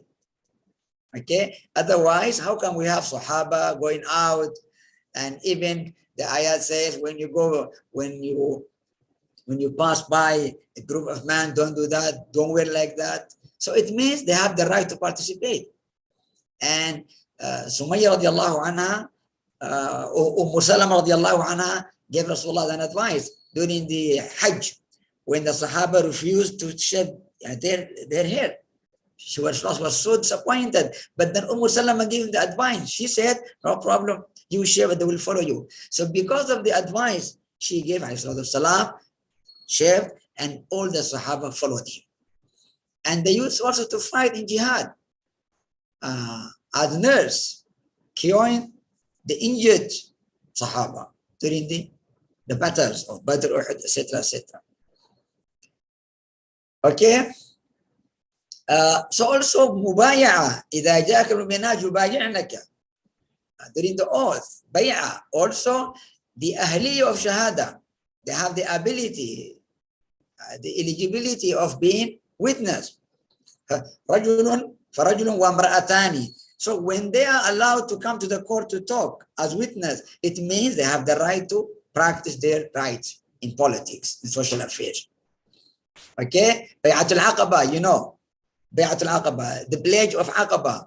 We had also women participating in that from the Ansar. Quickly, we go to another issue that relates also to it.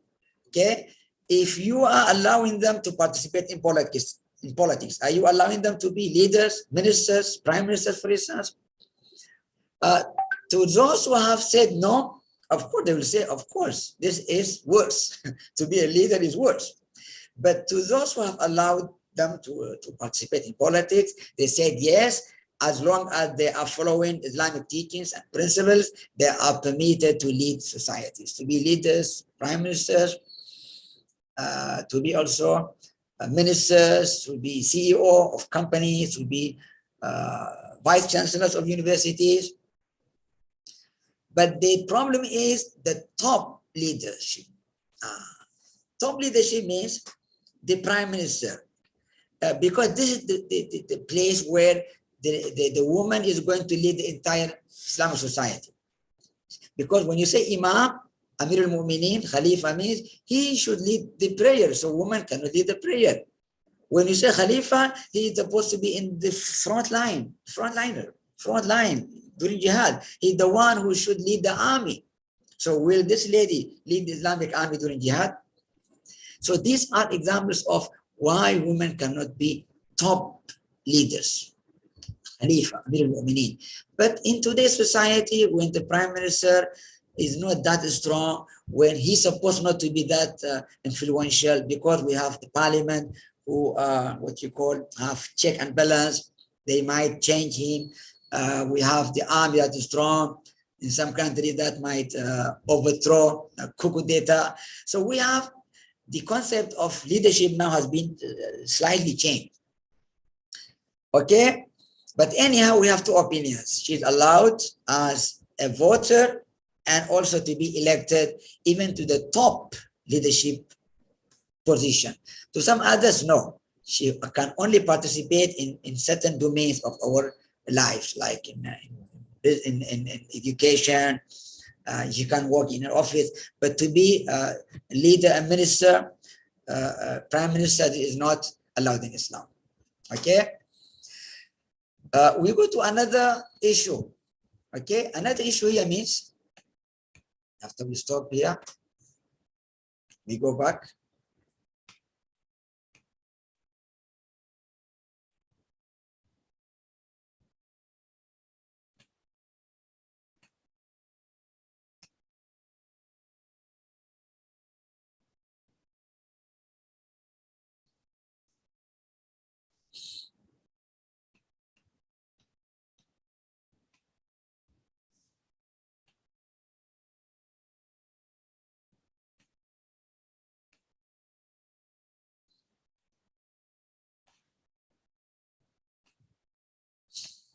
Can you see it?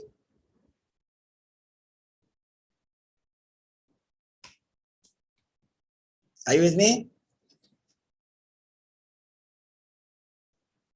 Yes, Prof, okay. we can see. We can see it. No. Okay, good.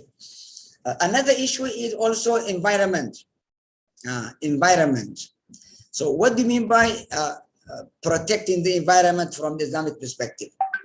Of course, environment here means everything that's related to our external conditions and factors that affect living organisms.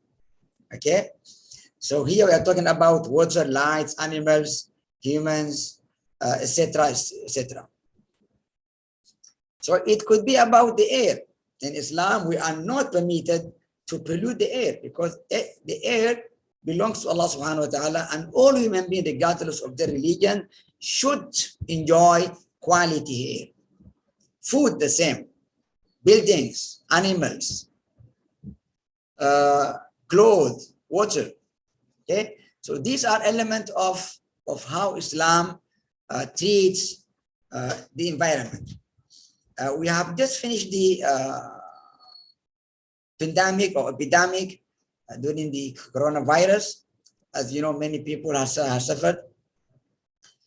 When we have quarantine, total lockdown, no salah, or you pray at home, or you have the physical distancing, not social distancing, but physical distancing during salah. We abandoned Hajj for almost 2 years. Eid, no Eid prayer. So we had really problems. The entire world suffered a lot because of the coronavirus or COVID-19 pandemic or epidemic. So this is one of the issues. In Islam, long time ago, more than 1,440 years ago, I mean 45 years ago, okay? Long time ago, alayhi salatu wasalam said, if there is any problem, plague or any problem, like waba or ta'un, in any city, any society, those who are in should not go out, those who are out should not come in. This is to prevent the what you call the transformation or the transfer of disease from a person to a person, from an infected person to a good person, a healthy person. And many people during Umar's time died in Ta'un Amwas, and Abu Ubaidah, a leader of that society, of that region of Sham, of Syria, he said, I'm not going to come to you to Medina, because if I go out, I will affect the people. Okay, so let me quarantine myself until Allah decides whatever He wants. We are not allowed in Islam to misuse water. Extravagance in Islam, al-israf, al-tabdil is haram. You see, so Islam takes care of the environment. So today we have to also be in mind and be reminded that Islamically speaking, protection of the environment is extremely important, not only for our existences, but also for the animals, for the plants, for everyone. Okay, so we have what you call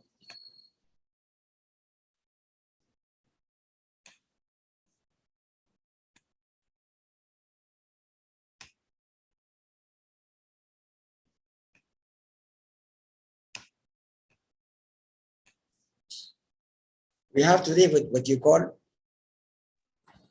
okay, al-bi'a. So what is al-bi'a in Islam?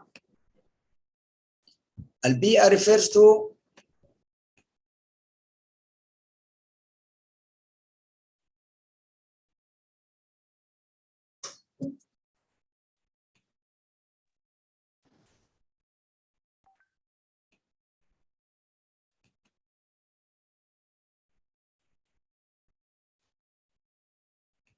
al-bi'a. What is al-bi'a?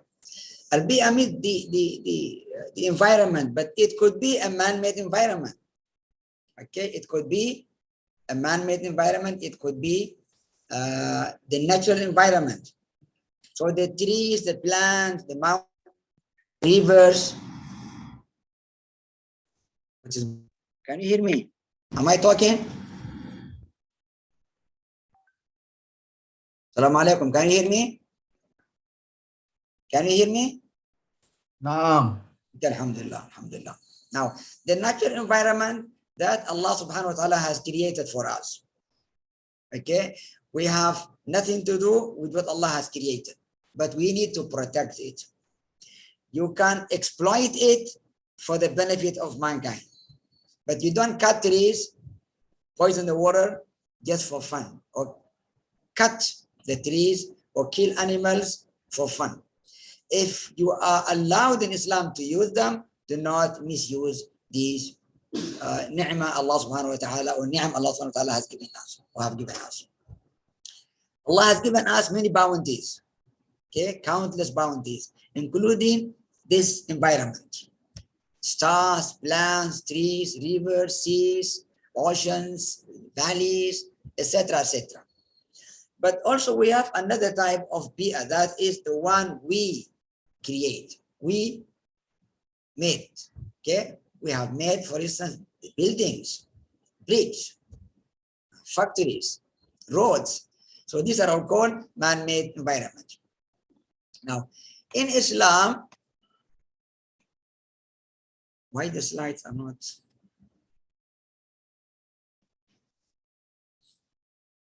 Coming by themselves. Now, if you are given an opportunity, okay, to have these natural bi'ah, you should take care of them. Farm, trees, garden, lake, you have to take care of them. You should not urinate, for instance, in the path of Allah, in the way people pass by, in the road of the people, under the tree. Why? Because you are contaminating that place. You are causing injuries to the people. You are harming them. You are creating problems. So the Sunnah is very clear about the protection of Maqasid al-Sharia. It is not only recently the United Nations discovered or talk or promote or propagate the 17 SDGs, okay, Sustainable Development Goals. In Islam, we have them. Most of what the United Nations has introduced, we have them in our religion. We should not exceed the limit, transgress the limit in using these resources, water, food, and name them, all the resources. Okay, the Sunnah is not to relieve yourself on the road of the people. Al-Mala'in, the Sunnah called Al-Mala'in. They bring curse to you. Now, and also we have the bi'ah that we make, the building, the built environment. So what are these built environment? As I mentioned, whatever man or mankind has established for his welfare. Okay. Now, when you are poisoning the air, the water, contaminating, okay, this act is totally forbidden in Islam. But you can't say Islam has nothing to do with this. We can't find an ayah or hadith talking about air pollution. They are included. Global warming is included. Air pollution is included. Before I end, I would like to say that topics that we are unable to cover in this course because of the limitation of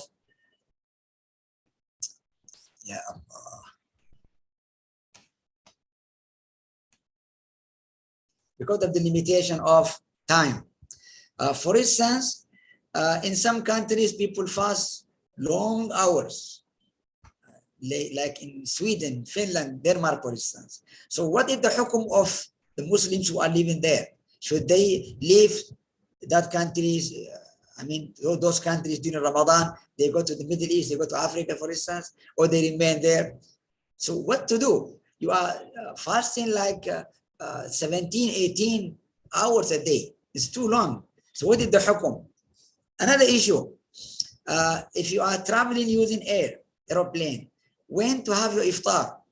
How are you going to identify whether it is iftar time or not? If you start, for instance, fasting in your country and you travel, when you look there, people are already having iftar. So will you have iftar with them? Another issue. The sacrifice during Eid al-Adha, the meat, what are you going to do? Is it like before, you have to eat it there in Mecca, distribute among the poor, or you can, what you call, import it? Okay, import from Mecca. You take from Mecca, you bring to your country, export and import. So are you going to export it? Is it allowed in Islam? Another issue is this aggressive, what you call sport, like wrestling, like boxing.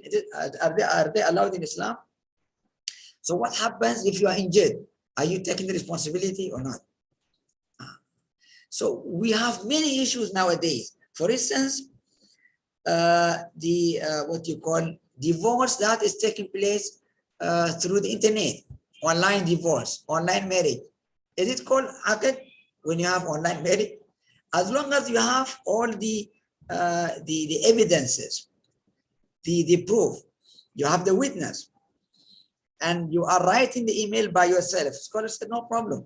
It is considered as a valid marriage contract as long as you are doing it, not someone on your behalf, but you are doing it. What about you wear like artificial hair, artificial nail for ladies? If you are doing it outside, yes, it's haram, but you are beautifying yourself for your husband. For instance, a lady who has no hair at all. So it doesn't look nice. So she might beautify herself only to attract her her husband. Is it allowed in Islam? So these are also new issues that we have to undertake in our discussions, but because of the time limitation, we are unable to do so. And I think I have to stop here. What do you have to say? Anything? Would you like to ask questions? Like, for instance, today in the non-Islamic countries, people are saying, are we allowed to, for instance, to rent a place of worship for non-Muslim, like a church, temple or church? Can we rent them to do the masjid? In some countries where Muslims are very few, minorities, so they have no places to worship Allah. Maybe the governments do not allow them to build masjid. They have no license to do so. So where will they meet and perform Jama'ah together? Pray in congregation. Congregation, how? So here, scholars said you are allowed, you are permitted to rent a church every Friday to perform Jama'ah, for instance. So we have many new issues, contemporary juristic issues that we have to deal with when studying fiqh in our contemporary world. نسأل الله سبحانه وتعالى أن يعلمنا ما ينفعنا وأن ينفعنا بما علمنا وأن يرزقنا الإخلاص في القول والعمل وأفضل الصلاة وأتم التسليم على البشير النذير السراج المنير المبعوث رحمة للعالمين محمد بن عبد الله وعلى آله وصحبه والتابعين وتابع التابعين وآخر دعوانا أن الحمد لله رب العالمين. If you have any question, anything to ask, would you like to give any comment? تفضل. شكرا لكم. Thank you, Prof. Is it be allowed for participant to ask, because we already finished time? Now we have 10 minutes, Prof, for them break, because we really see the time. Subhanallah. My apology. Maybe we cannot allow them to ask because we have time. But sister, if it is allowed, will you give us another session? I don't mind any day, any time, just maybe for half an hour, if you are allowing me and if the participants have no objection, because there are issues that we had no time to discuss in details. So it's up to you. I am giving my opinion that it is good to have an additional half an hour. From my side, I have no problem. But it is up to you. It is left to you, sister, to decide. Maybe because we have like 9 minutes to start another lecture.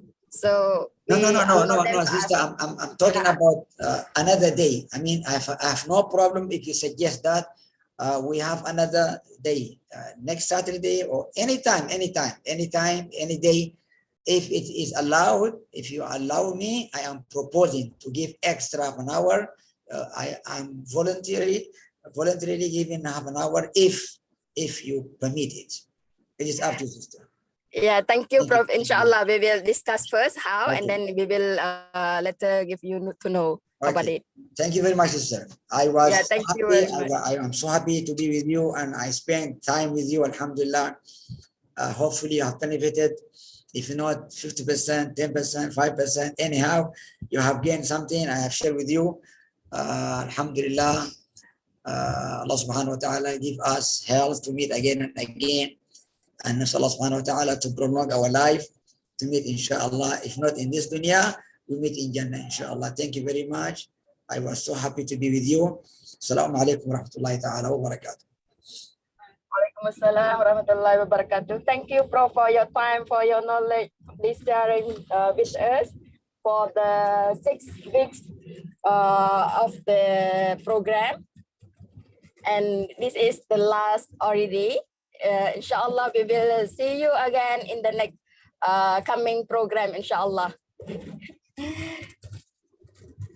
Thank you. And then, inshallah, we will have some meeting for the lecturers after this. Inshallah, we will tell you later on, Prof.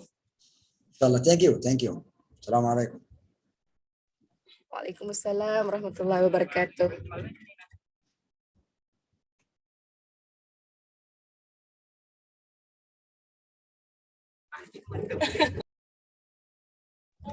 To all participants, inshallah, we will come back for 7 minutes. After 7 minutes, inshallah.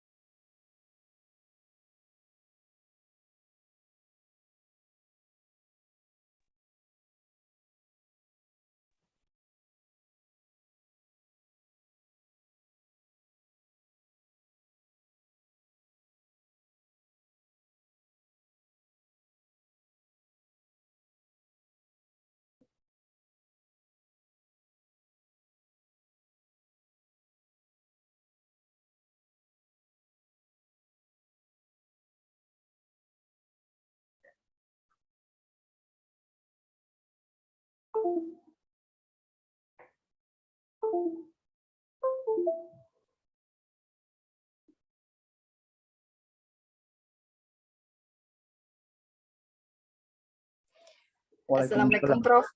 Waalaikumsalam warahmatullah. Yeah. Waalaikumsalam. How are you, Prof? Okay. Fine. Thank you very much. Alhamdulillah. Inshallah. You can start now if you want to.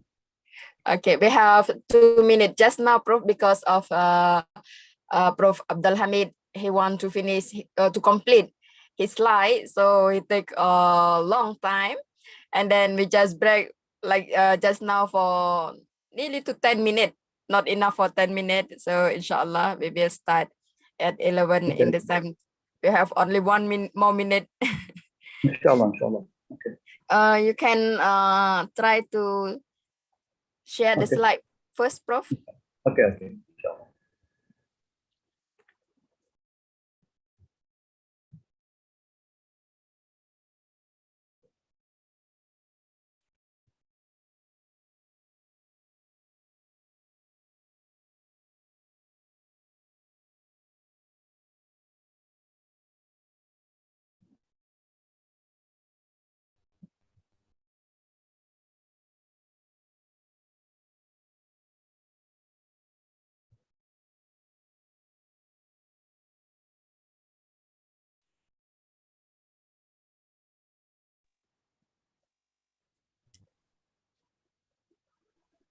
Can be slide so, Can Prof? you see the slide? Yeah.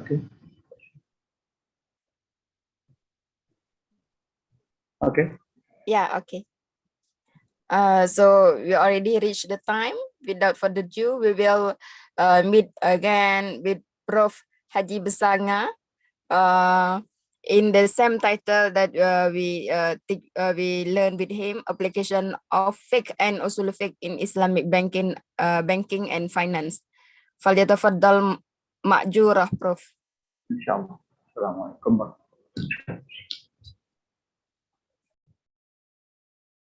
Assalamualaikum warahmatullahi wabarakatuh.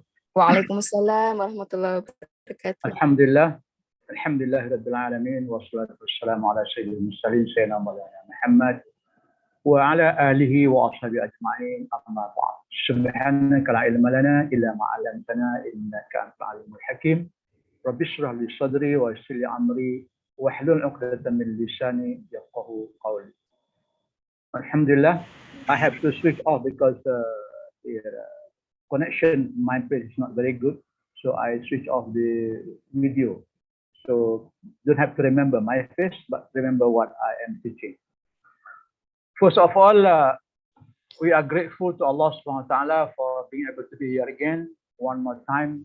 I guess this is the last week or the final week for the program, and I will take half of the time, inshallah, half of the time to go through with the new topic, and another half of the time to wrap up the lecture that we have for the last 4 or 5 weeks, inshallah.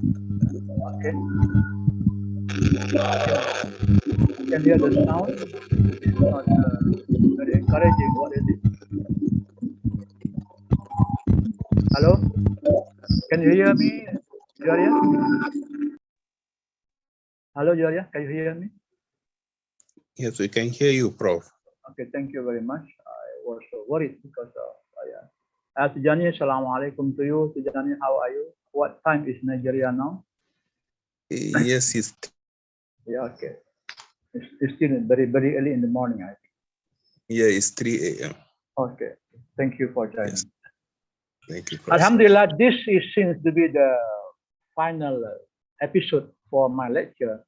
I would like to discuss one more important product or contract under the Islamic law of contract, which is very significant when you are looking at the application of fiqh and usul fiqh in this very, very popular practices by the Islamic banking and finance all over the world, especially in ASEAN region or MESA region, Middle East, some of it, and South Asia region, MESA we call it. I have discussed last week on the deposit contract, fundamentally on the application of wadi'ah, and looking into the perspective of fiqh as well as fiqh in those applications. And we found that there are major differences among the scholars in terms of opinions on the acceptability of deposit derive from the non-compliant Sharia sources. Non-compliant sources such as from gambling, from liquor industry, or from entertainment industry not compliant to Sharia, and the similar industries. And also from the workers who work in those industries non-compliant to Sharia. How do we treat their income, and how do banks look at their income when banks are accepting them to become part of the customers of the bank, accepting the money from the non-halal sources? So as we concluded in our last lecture, bank has no obligation, not at a liberty, for example, to look at the source of income. When bank allow an individual, corporation, companies, or association, for example, or institution, including the conventional bank who practices riba-based practices, to open the account with Islamic bank, it is acceptable. And bank has no obligation to identify the sources of income. So whatever is the secondary source of income from the original source, scholars, especially Ibn Taymiyyah and Al-Qayyim, treated it as acceptable and permissible. Non-halal income generated by liquor company, yes, it is haram. But upon payment to the workers who work there as driver, for example, as their marketing agent, for example, the income upon the change of hand, change of milk, change of ownership, scholars view it as acceptable and can be used for compliant purposes and can be taken as deposit by Islamic bank. So this is the issue which some scholars do not agree. But in Malaysia, resolution or Islamic opinion have been passed, or the pronouncement by the scholars have been passed, the fatwa, to say that it is acceptable.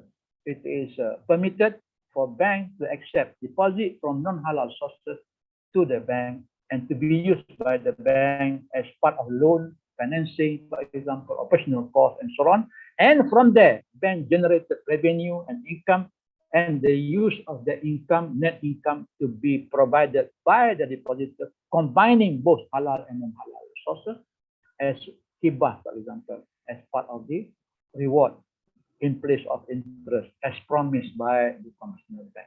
This is it. The issue here is, of course, again, back to maslahah. Okay, the significance of addressing the general difficulties of the ummah. If we do not allow that, then it will become a more severe cases of non-compliance.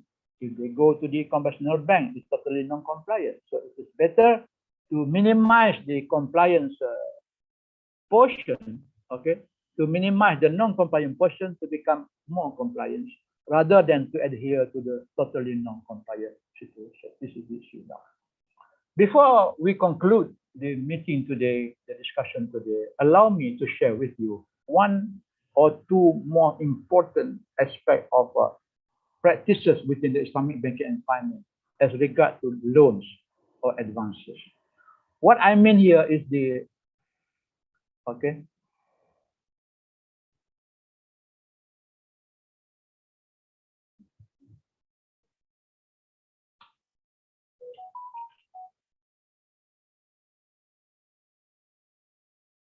excuse me, I have some problem here. Problem with my slide, it's not moving. Hello, can you hear me? Hello? Yes, we can hear you, Prof. I cannot move the slide. MashaAllah.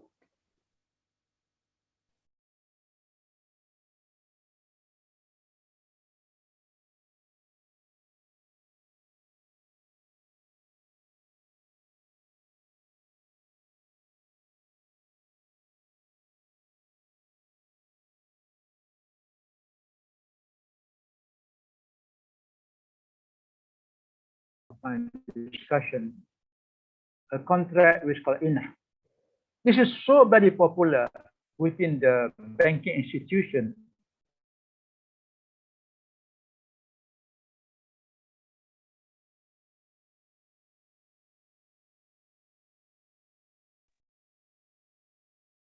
as regard to the practice of Inah.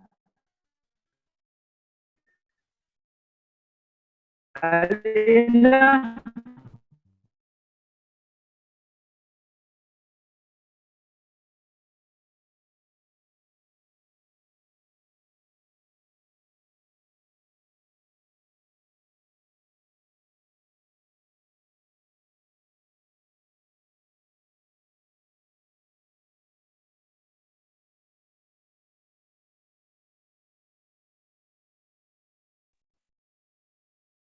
Hello, I have connection problem.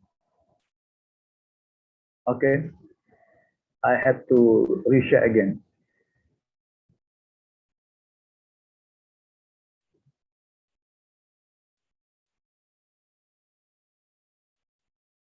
My connection is not stable here, but it's okay.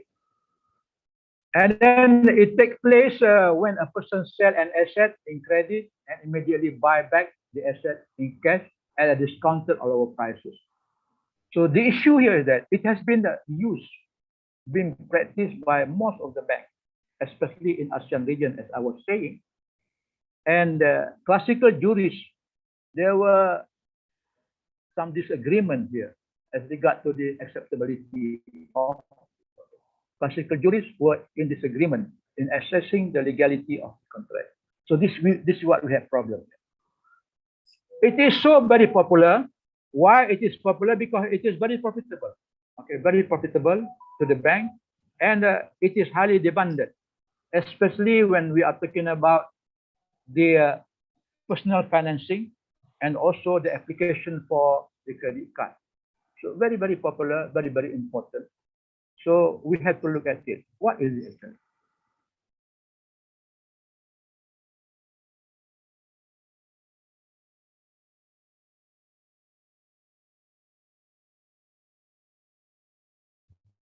It's a very popular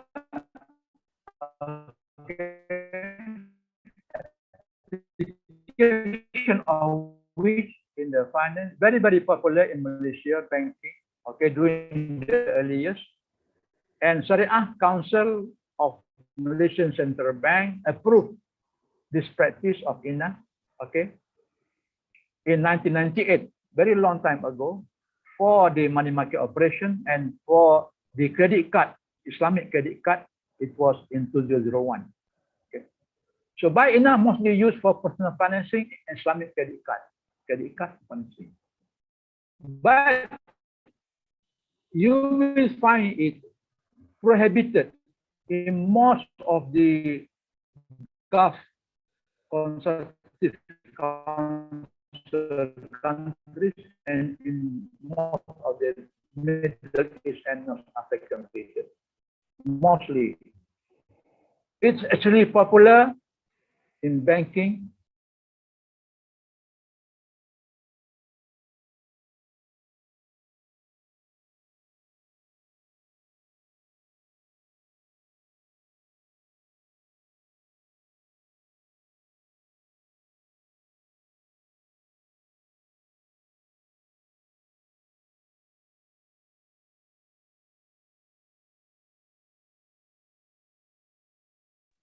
Prof,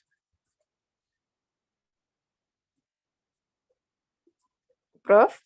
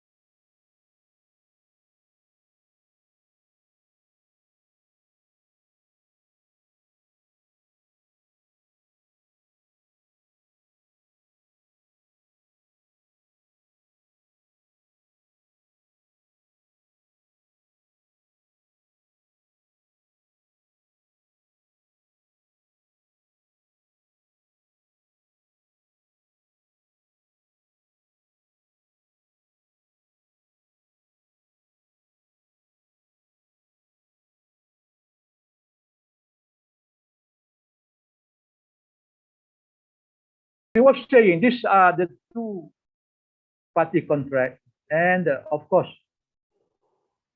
it is very popular in not in the Middle East country, but in the Muslim minority countries, especially in Thailand.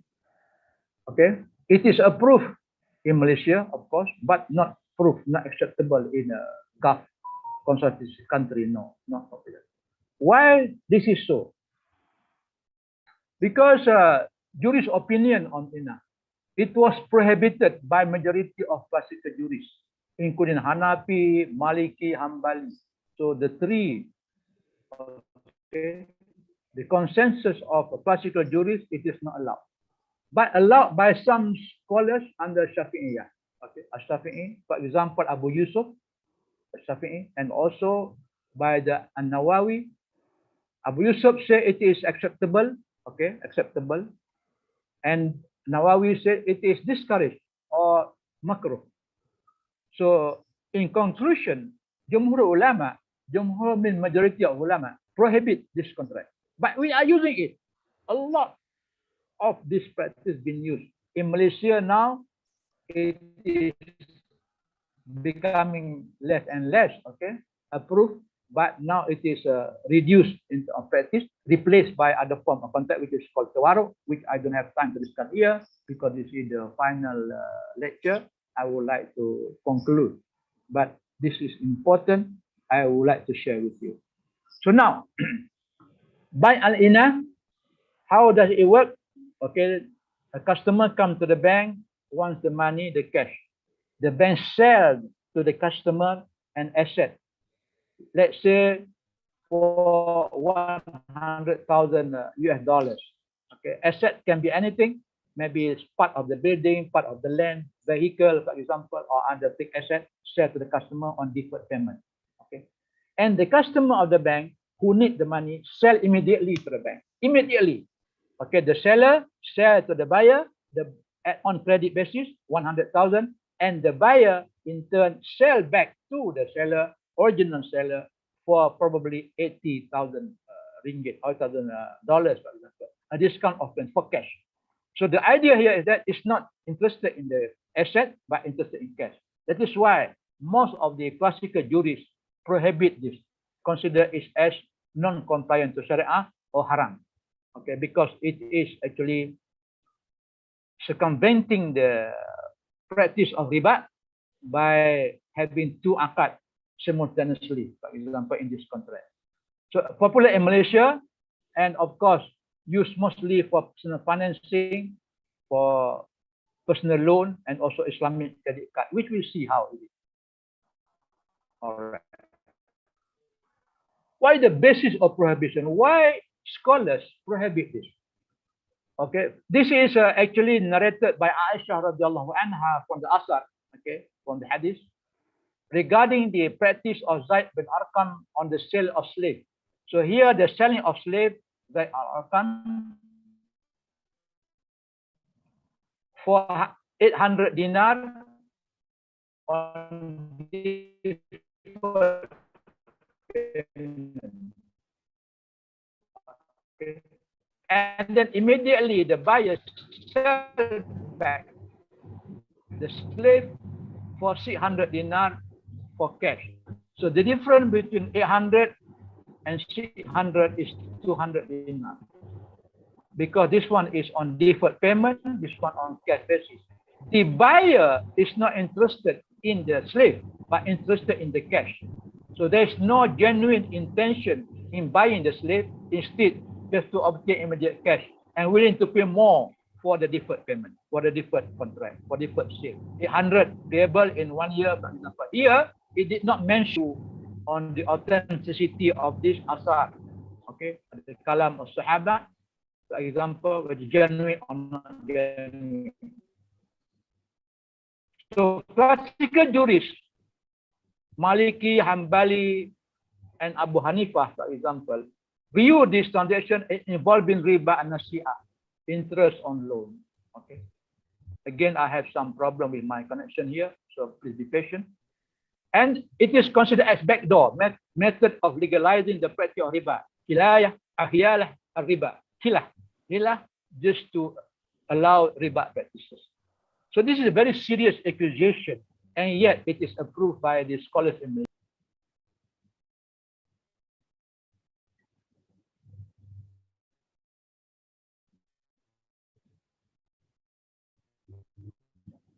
Inshallah, for this interrupted connection again, okay, I will have to share with you once more. Don't worry. All right. Because of interrupted connection. So as I was saying, the application here, juris opinion on INA, most of the scholars did not approve. Okay, Malaysian scholars, okay, approve this. Why? Because they did not accept the asar of Aisha on the Zaid bin Arqam on the sale of slave. They said it is a weak narration, weak chain of transmission. The sanad is weak. And the Malaysian scholars considered permissible by adopting the portion or some of the opinion of the Shafi'iyyah. So here in Malaysia, Shafi'iyyah are more popular. It's more popular than other mazahib, for example, other than Maliyyah, Hanabalah, for example, Abu Hanifah. But Shafi'iyyah are more popular, so they accept the argument of Abu Yusuf as well as Imam Nawawi here. So it is viewed as addressing maslahah. Because why maslahah? Many people now have no choice but to use credit card and to use personal financing. So how to avoid the practice of riba, interest in personal financing? So they resort to Bai'inah. Even though it has been minimized now in the practice of Malaysian banking, but it is still there. And many of these practices are being used in Indonesia, Singapore, for example, even in Brunei, or in Thailand. Almost everything is inah. Okay? So in Malaysian ijtihad, for example, the scholars emphasize more on the form. They say the format of contract. There are two contracts here.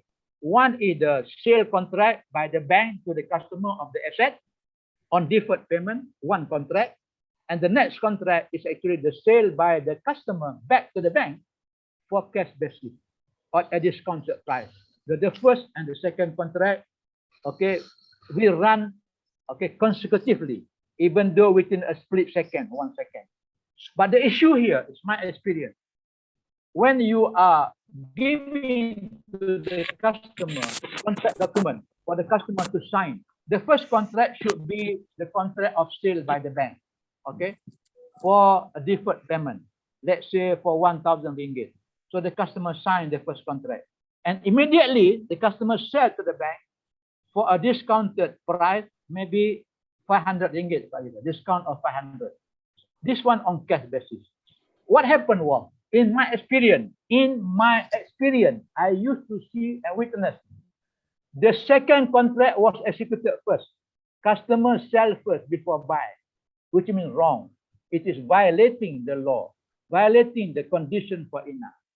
This can happen, you know, because of the sometime carelessness, overlook some of the important criteria here, and the bank allow the customer to sell first before acquiring the asset. So this was discovered by the auditors who did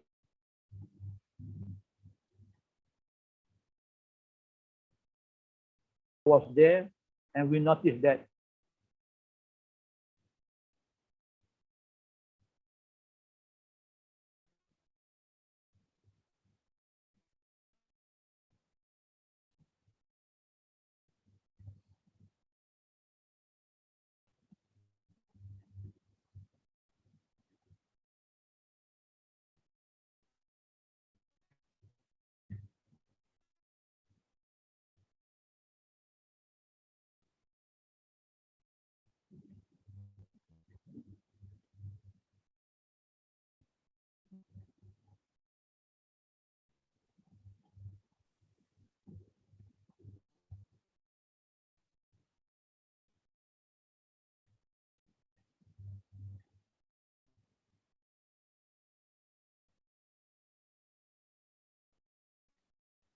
very frequent interruption on my part here. I'm so sorry about this.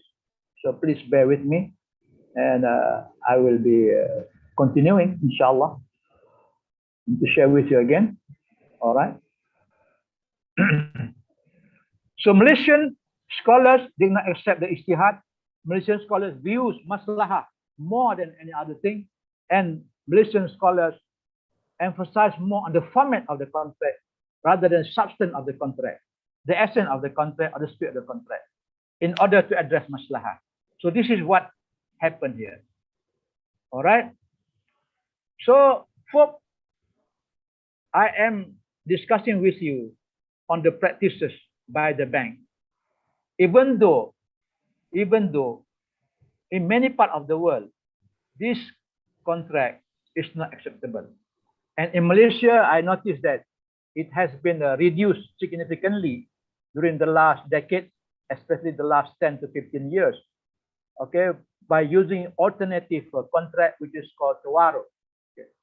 Alternative contract, which is called tawaruk, which involves 3 parties. Okay. I'm still having some slow response of my computer here. So please bear with me.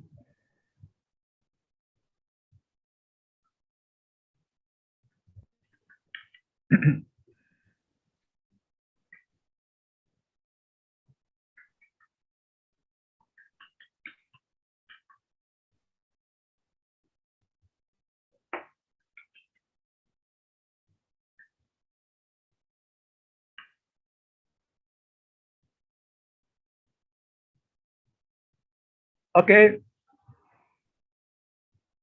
Let me share again. All right.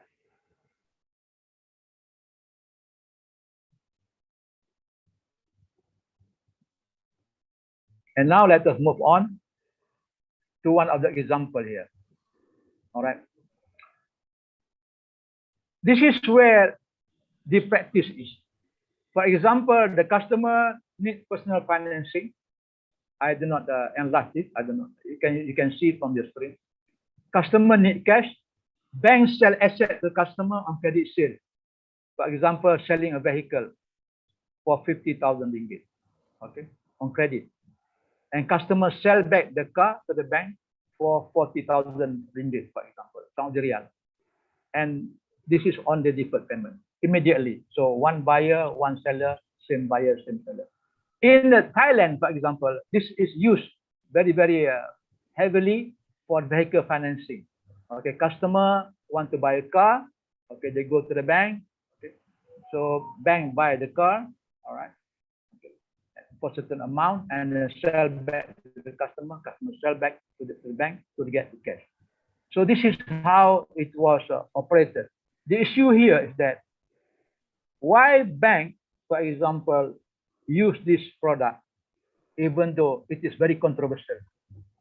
Okay, very, very controversial. Because of, first, it is very profitable. Very, very profitable to the bank. Why? Where the profit come from? Profit come from, for example, the discounted price. Okay. Whereby when bank buy the asset from customer at a very much discounted price. This is used by the bank for finance. You apply for a credit card, Islamic credit card, and you want the limit of 10,000 ringgit, for example. So the bank will allow you, approve. And how you want to finance the credit card? In conventional banking, yes, we can have bank give you loan for whatever amount that you spend, whatever amount that you use for your credit card, and they charge interest. See, interest is riba under Islamic Sharia law. So how do the bank try to avoid interest? The bank use buy-in. What happened here? So when you apply for a credit card, the bank will sell some asset to you. Okay, the bank sell asset to you. For example, for 15,000 ringgit asset, maybe some land, some product or metal, for example, whether directly or through Suq al-Sila.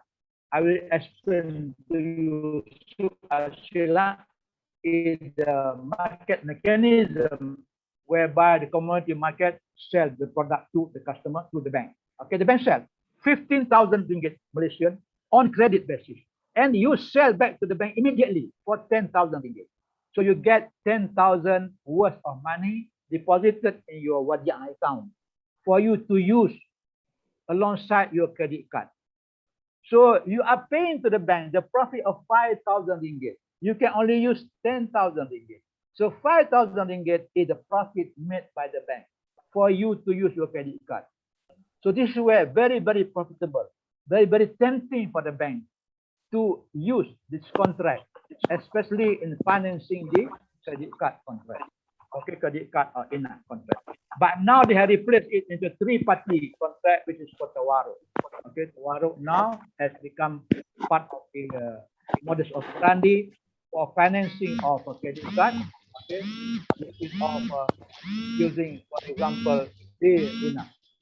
Okay. Somebody is using the phone there.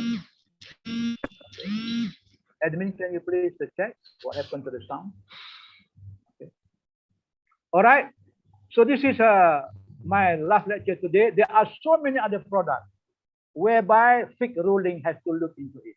Especially now we have, for example, the digital asset product, cryptocurrencies, for example, Bitcoin, and some other digital asset form. MashaAllah, so much to look into as far as the compliance to Shaya'a is concerned, as far as the fiqh application is concerned, and also Usul al-Fiqh application is concerned. We don't have time to look at this. For the last 6 lectures, I was talking to you in my wrapping now. First of all, we have 15 minutes left, the time. I would like to go on the conclusion now. Okay, I don't bring my PowerPoint here today, but just bear with me, okay, on the application of Fiqh Usul al-Fiqh. First of all, as you can see from my first lecture, the fiqh ruling cannot be directly applied into the practice of banking and finance in most of the cases. Firstly, because of differences in mazahib, differences in scholars' opinion from the region, and secondly, because of the differences in the technology, differences in culture, uruf, environment, so it cannot be applied. And thirdly, because of competition in the industry requires you to move on as fast as you can to meet the requirement of the customers, the requirement of society, the requirement of the economic growth. So you have to be more creative, more innovative. And thanks to the flexibility of fiqh ruling, flexibility of fiqh ruling, they allow you to play around with the law, with the fiqh law, as long as you still stick to the significant format of the Sharia compliance. Even though in most cases, you can ignore the spirit or the substance of the contract. But please, you still need to make sure that the format is compliant to Sharia, even though the spirit may not be as desired in terms of compliance. But at least you comply with the format. And of course, when you are packaging the product, halal product, for example, compliant product, you have to package in such a way that it is attractive. Why it has to be attractive? Because you are in a very competitive banking environment. Look around you. You have conventional bank, you have other Islamic bank, you have so many other institutions, for example, crypto market, for example, money market, for example. And of course, there are other modern products and modern services offered every day by other banks. So you have to package as such. Sometimes in packaging the product, you tend to violate the ruling, the Islamic law, the fiqh law. And of course, this is where the problem is. Let me give you an example. If you are selling a chicken, for example, a slaughtered chicken, of course, slaughtered chicken is halal, compliant to Sharia. You cannot just put the chicken on the table, just like that, bare chicken, and ask the customer to buy. What happened now? You need to do the packaging. You wrap the chicken well, you put the label, you put the brand, you color the brand, you color the boxes, and then you do the marketing part to attract the customer by offering some of the gift, some of the reward, for example. So this is where sometimes the practitioners may tend to violate the original spirit of fiqh, the original law in terms of fiqh, muamalah itself. Is it permissible for you to have competition, to have reward, for example, for the customer to come? Some scholars say not permissible. For example, incentive for the customer to open the account, luring the customers in the part of the marketing gimmick. Some scholars say no, it is not allowed. It is not permissible, but you have to do it. Why? Because you are in a very, very competitive market environment. So competition sometimes makes you to think harder, to become more innovative, to become more, for example, approachable, acceptable by the customer. At the same time, you need to be Sharia compliant. And of course, above all, you need to be profitable. Compliant without profitability, you are nowhere. Profitability without compliance, you cannot move. So you have to balance between profitability and compliance. This is where the issue of fiqh and usul fiqh is possible. But you have to find ways not to circumvent or not to have to backdoor riba, no, but to eliminate or minimize the risk of non-compliance. Minimize the risk. It is better to have 70% compliant rather than non-compliant at all. It is better to have 50% compliant rather than non-compliant at all. So the choice is among the market practitioners, among the bankers, among the people on the market, among the people in the industry. This is my conclusion of my lecture here. So look at what happened in the industry. Really appreciate and understand, empathize the issue and the problem that they have, not just to look at the fiqh, just purely for the classical fiqh, or fiqh for the sake of fiqh, usul fiqh for the sake of usul fiqh, but look at the application it, the practical aspect of it, whether how best can we actually package certain product just to address the issue of maslahah. This was discussed very at length by my friend Dr. Shaya'a in his discussion on the Maqasid Shari'iyah, for example. How does the, for example, balancing act between Maqasid and the actual ruling? This is same thing here between fiqh and usul fiqh and the actual practices. Many more products whereby many of these scholars, for example, many of the economists, Islamic scholars argue on the acceptability of the product, permissibility of the product. We have, for example, hybrid suku, whereby you have a product of a fixed term payment, fixed profit amount. This is definitely not acceptable as far as Sharia is concerned, but you are doing it. Why? Because of the competition, because of the maslahah, because of the darurah.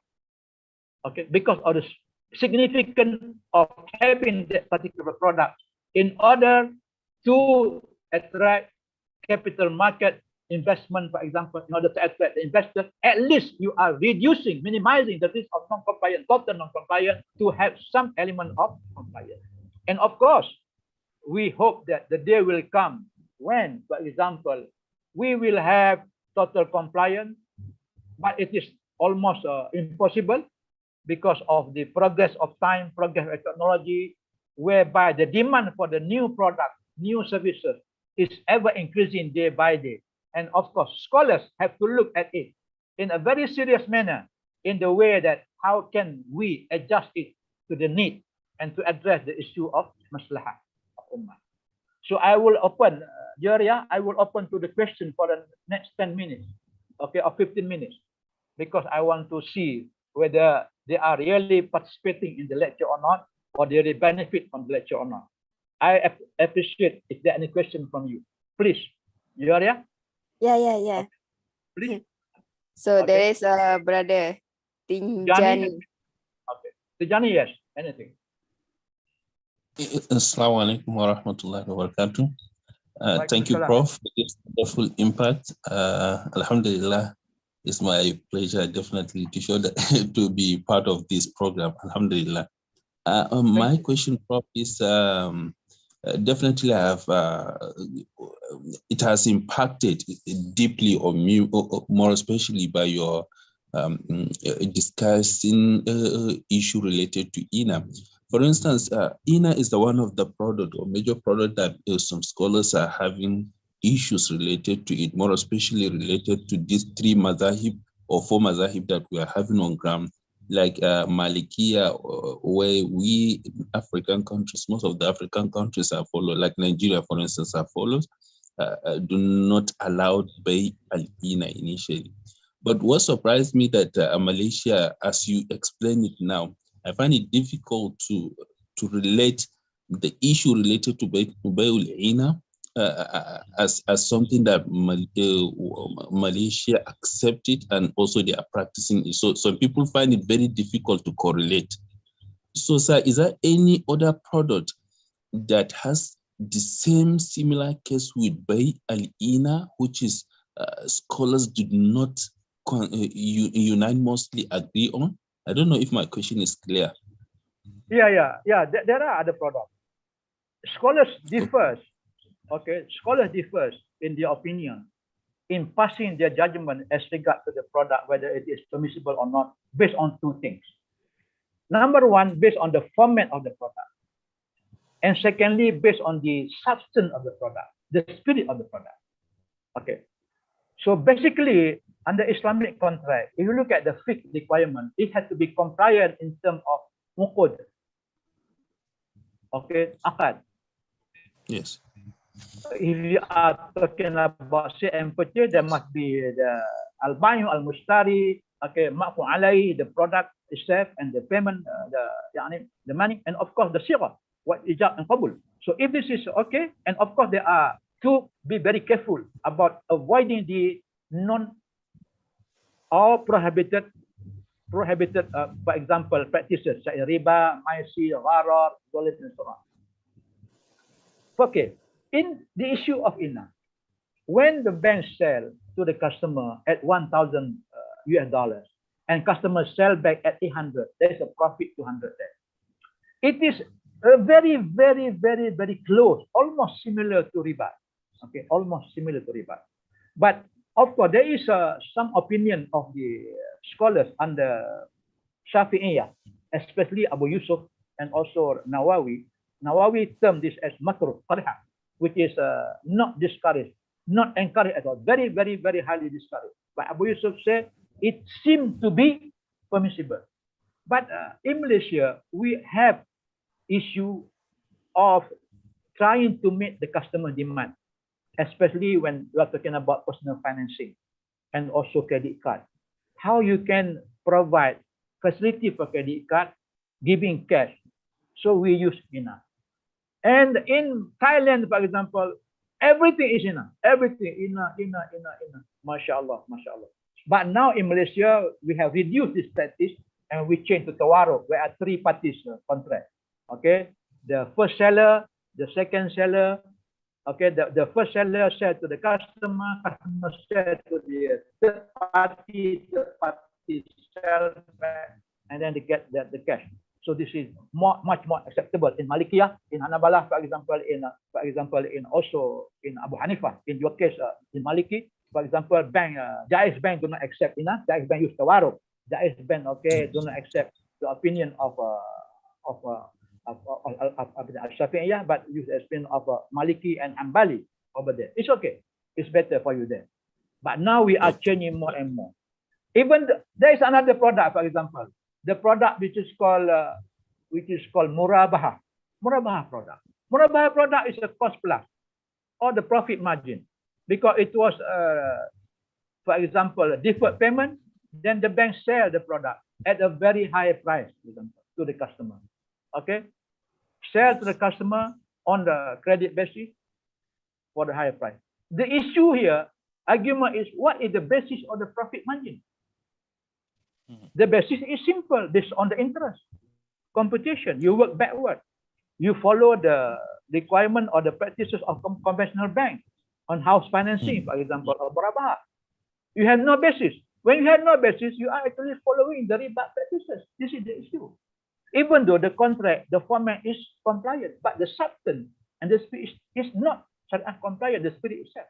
So there are some other products, for example, even in the suku, for example, some suku are the structured suku, even the insolvent suku, you have a portion of where, for example, you are paying the fixed term of for example, profit regularly on regular basis. Fixed term, predetermined profit rate. Predetermined rate is actually not acceptable, but you are practicing it. So this is where we are looking at the practice of the bank inconsistent with the fundamental principle of fiqh ruling, fundamental. But scholars differ in their opinion, especially in between the region, especially in Asia. They are looking more of, to my mind, they may be right, they may be wrong, but they are right in the sense that, Tijani, you must remember, in Malaysia, compliance to Sharia is what is defined by the central bank.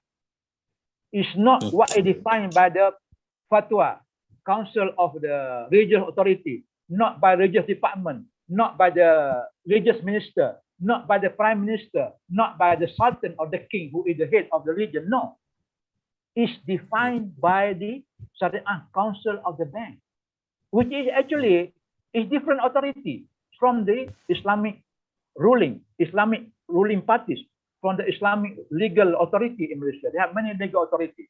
Islamic court, for example, is just as defined by central bank. That's all. That's all. Okay, thank you very much. Thank you, sir. I really appreciate it. Any more questions before we finish? The time is up now. Sulaiman, brother Sulaiman, I see your beautiful face in the camera. Yes, you raise your hand. Olusola, please, if I can answer one more question. Prof, can I ask a question? Yeah, please. Who is this? Yes, Prof. I'm sorry, this is not on the present topic, but just Okay. I would like to understand more about Sukuk, al-Ijara, al-Mawsufa, al-Dhimma. More on this. Thank you. This is a very big topic, Sukuk Ijara, because there are many hybrid of Sukuk now, which have been introduced, especially in the Middle East, okay, and also in Malaysia. Malaysia, one of the biggest issues of Sukuk. This Ijara is actually a lease contract. So leasing the asset with the fixed term of payment. So this again, some scholars argue whether it is acceptable, whether it is approved or not. But the Sharia Council of certain region, especially in Malaysia, approve this. Okay, approve this, and then you are generating income from the, for example, from the subscribers of the sukuk, and you are promising return on the fixed basis, monthly, quarterly, half yearly or yearly return based on the rental of the asset. Same thing also, Masyarakat Suku, we have other form of Suku. There's a lot. Perhaps you can email to me and I'll answer to you, inshallah. You ask the organizer for my email. Okay, thank you. Yes, any more? One more question? If you can allow. Otherwise, I would like to stop now. Yoria, there is a next lecture by Dr. Shaya'a, I guess. Yes, So- yes. They already passed the time, Prof. Okay, past the time. So I am very grateful to be here. This is the last lecture, I guess. And there are so much to discuss. But of course, with the limited time, I conclude again that there, of course, bound to be differences between the classical fiqh ruling and the practice. Always different. Because of the understanding, interpretation of the sources of law, the Quran, the Sunnah, the Qiyah, the Ijma', for example, by the scholars within the region, and of course, addressing the need of the society at a particular point of time, and due to the changes in the culture, uruf, and also technology. So we have to respect these differences and thank Allah subhanahu wa ta'ala. We are actually nanasrullahu ala ni'amhi alayna, all the Quran and the Sunnah, and they have the liberty of interpretation and of course flexibility in the understanding of the meaning and application. And hopefully that with the more and more scholars who understand fiqh in the practice of banking and finance, the industry become more and more strong, more stable, and more compliant. The highest risk in the banking and finance is not risk of monetary risk. profitability risk is the risk of non-compliance. This is the highest risk of non-Sharia compliance. So with that, I conclude my lecture for the 6 weeks and today. And thank you very much for being with me, and forgive me for whatever mistake, for whatever wrong word that I use.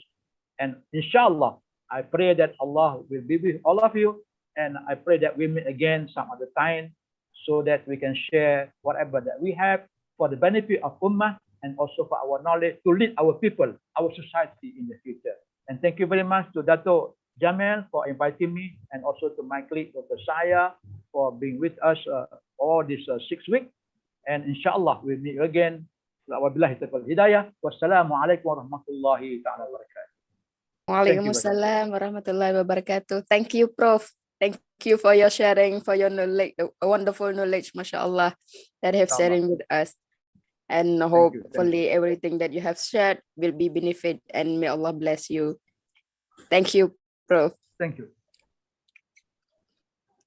So in the next session, we will meet with Dr. Shaya'a. Dr. Shaya'a, are you here? Yes. Assalamualaikum warahmatullahi wabarakatuh. Waalaikumsalam warahmatullahi wabarakatuh. Today, all the lecturers already take what I call extra time because already the last class, and then all lecturers want to complete the slide. So myself will be not a lectures, perhaps just asking questions. Okay. So should we start right away, or we rest for a few minutes, 1 or 2, 3 minutes? I think we can start. Okay. Inshallah. Okay. Let me. So you can share slide, Prof. Yes, you can see me. I don't see anybody. I can't see myself. Okay. So since everybody giving lectures for the last day, so for my lectures today, maybe we refresh your memory, we ask more questions, and we more discussion. Is that okay? Okay, I begin. Assalamualaikum warahmatullahi ta'ala wabarakatuh. Waalaikumsalam warahmatullahi wabarakatuh. Amin. Wassalatu wassalamu ala ashrafil anbiya wal mursalin wa ala alihi wa sahbihi ajma'in. Alhamdulillah, we are able to meet today. And also this is supposed to be our last day of discussion. Perhaps the last 5 weeks, 5 lectures, we have gained something useful. And perhaps that we will be, the next step will be having this knowledge for our own action. So if you allow me to recall what we have discussed for the last 5 lectures, perhaps we look at, you can see behind the pictures behind me. Yeah. You can see that. Yeah, Prof. Okay. So there are 5, perhaps let us ask questions to ourselves. The 5 main questions which I would like to ask, or rather which I gathered from what you put into the discussion and what others always ask for us. So why that we need to change the world today? What is the reason behind it? You see, the world is going on fine, according to even non-Muslim as well as the non-Muslim themselves. If we answer that question, we need to change, because the world today, whatever being developed and also being carried out by researcher, I mean, the world is today, as we have discussed in our earlier discussion, in the first session of discussion, that the world is going for grave catastrophe in terms of technological development, the impact to the environment, and also impact to the social developments, you see. And this is being carried out, even after the war in 1945. They found that after the Second World War, that people are killing each other, and they are going for war for economic reason.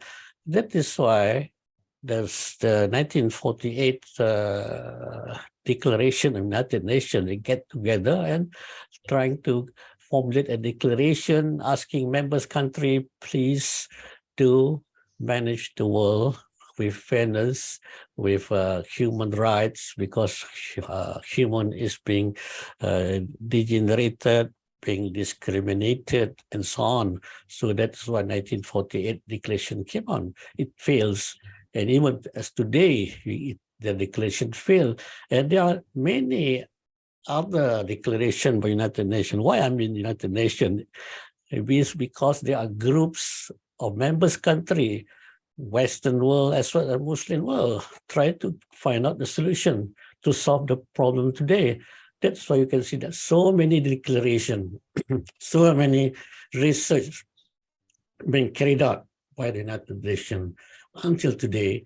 The last day, what we have discussed last week, the last declaration is it came out with the variable of 17 objective, that is sustainable development objective, and requesting all members country to fulfill this objective.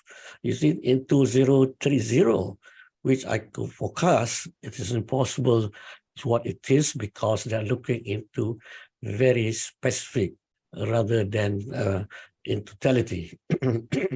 Yes, ma'am.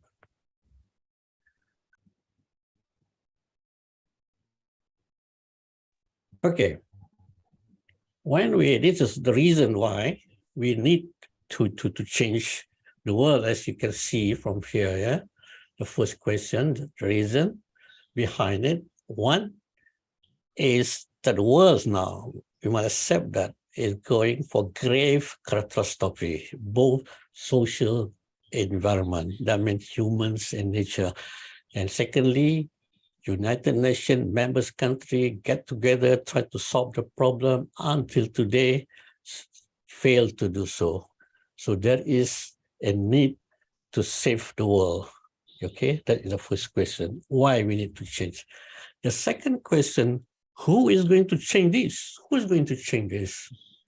We, the Muslim, need to change it, because as we know that Allah mentioned in the Quran, verses Surah Imran, verses chapter 3, verses 110, that Allah said, you are the best community of all communities in this world, born for mankind, because you enjoy what is good and forbid what is wrong, and you are the believers of Allah. You mean you have faith in Allah, you have Iman. So we are being chosen by Allah to save the world. It is our responsibility to choose to save the world. So we cannot run away of this responsibility as individual, as a community, as a leaders. We need to go toward this. That is the second question answered. Summary that we have discussed earlier, I just recall it back for us to refresh our memory. Number 3 question is why that first is Muslim. The second is why that the Muslim is chosen in that sense. So we can see that Muslim itself, we have why Islam in that sense? Islam, because Islam is the complete way of life. It is being stated in Surah Maidah, verses 3. Allah said, I have done favor to you, and I completed religion upon you, and I've chosen Islam for you.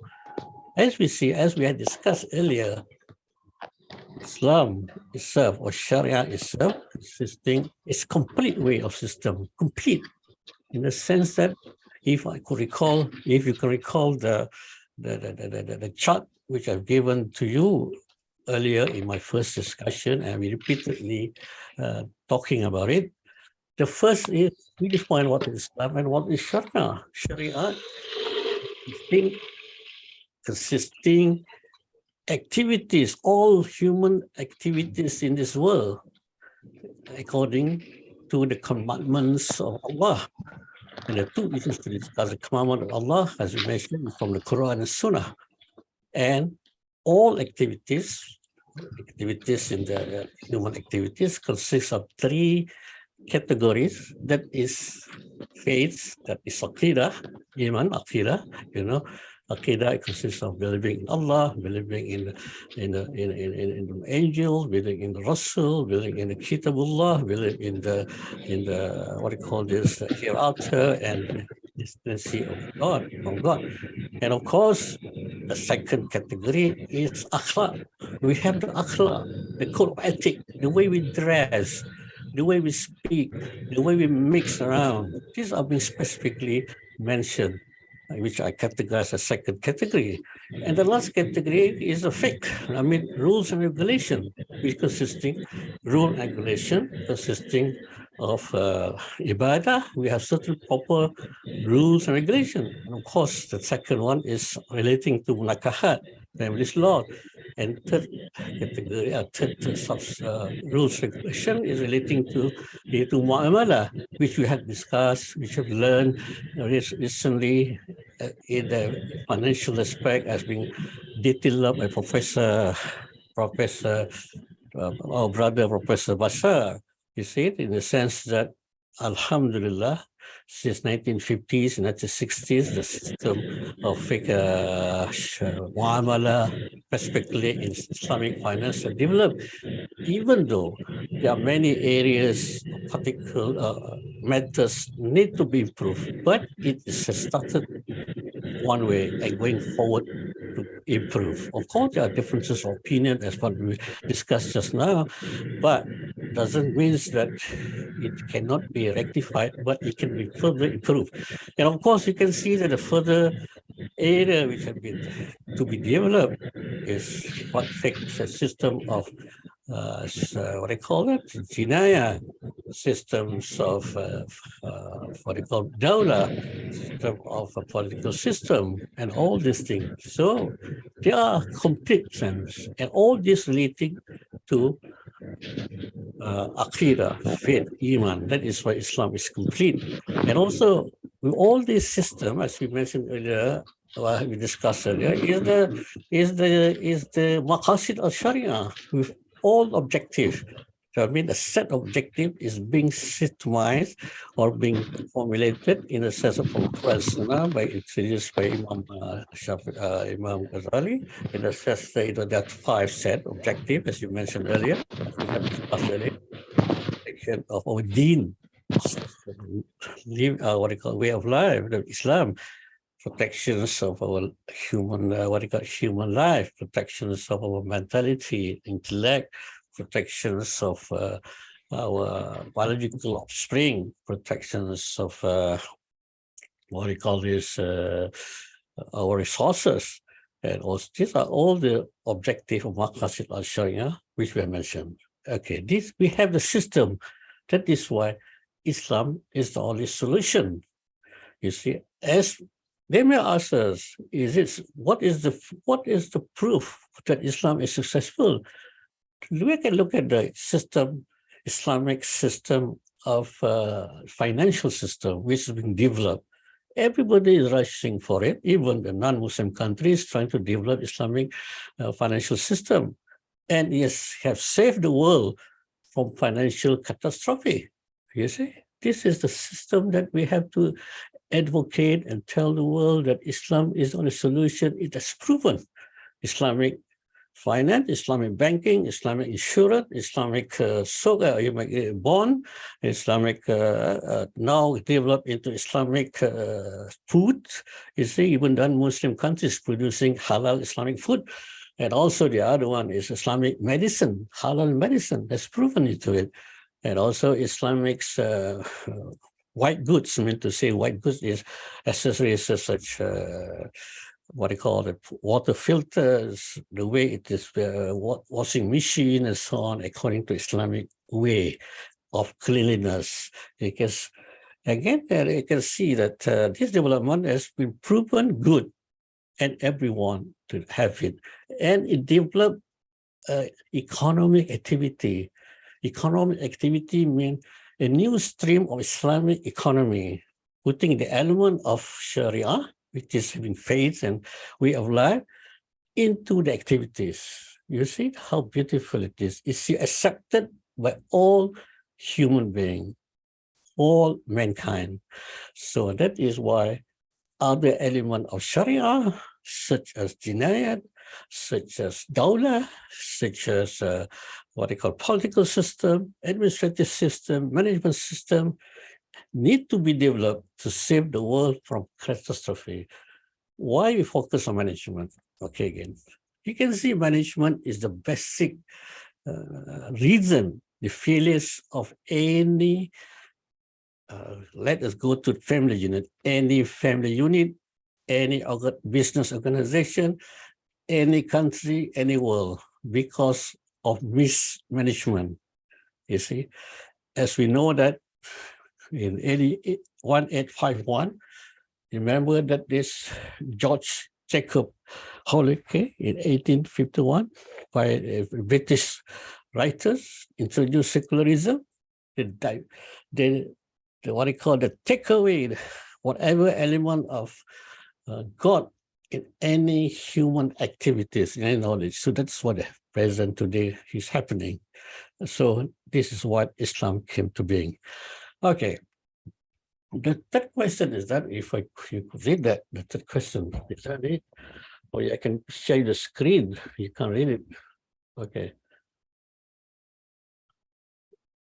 Okay, you can see the screen here. Yeah.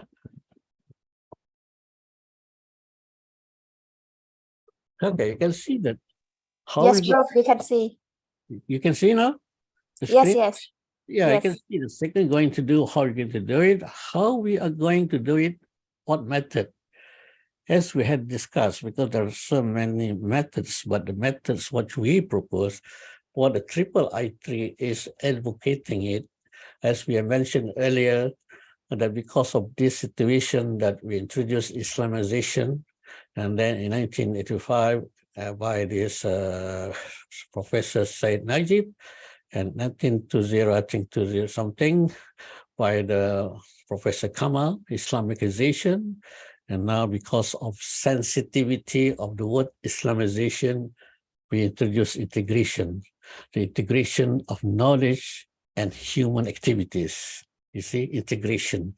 As we know that, as we had discussed just now, the Sharia consisting of all those elements, I mentioned earlier, I don't want to mention again, as I mentioned, it integrates with the work process. I mean, when we talk activities or human activities, basically is a work process. So this is my definition. When I look at management, I look at other activities, engineering, architectural, all these are human activities process. So there's no elements, values of into it. So that is how Islam, Sharia add values, enhance the process to be more humanistic.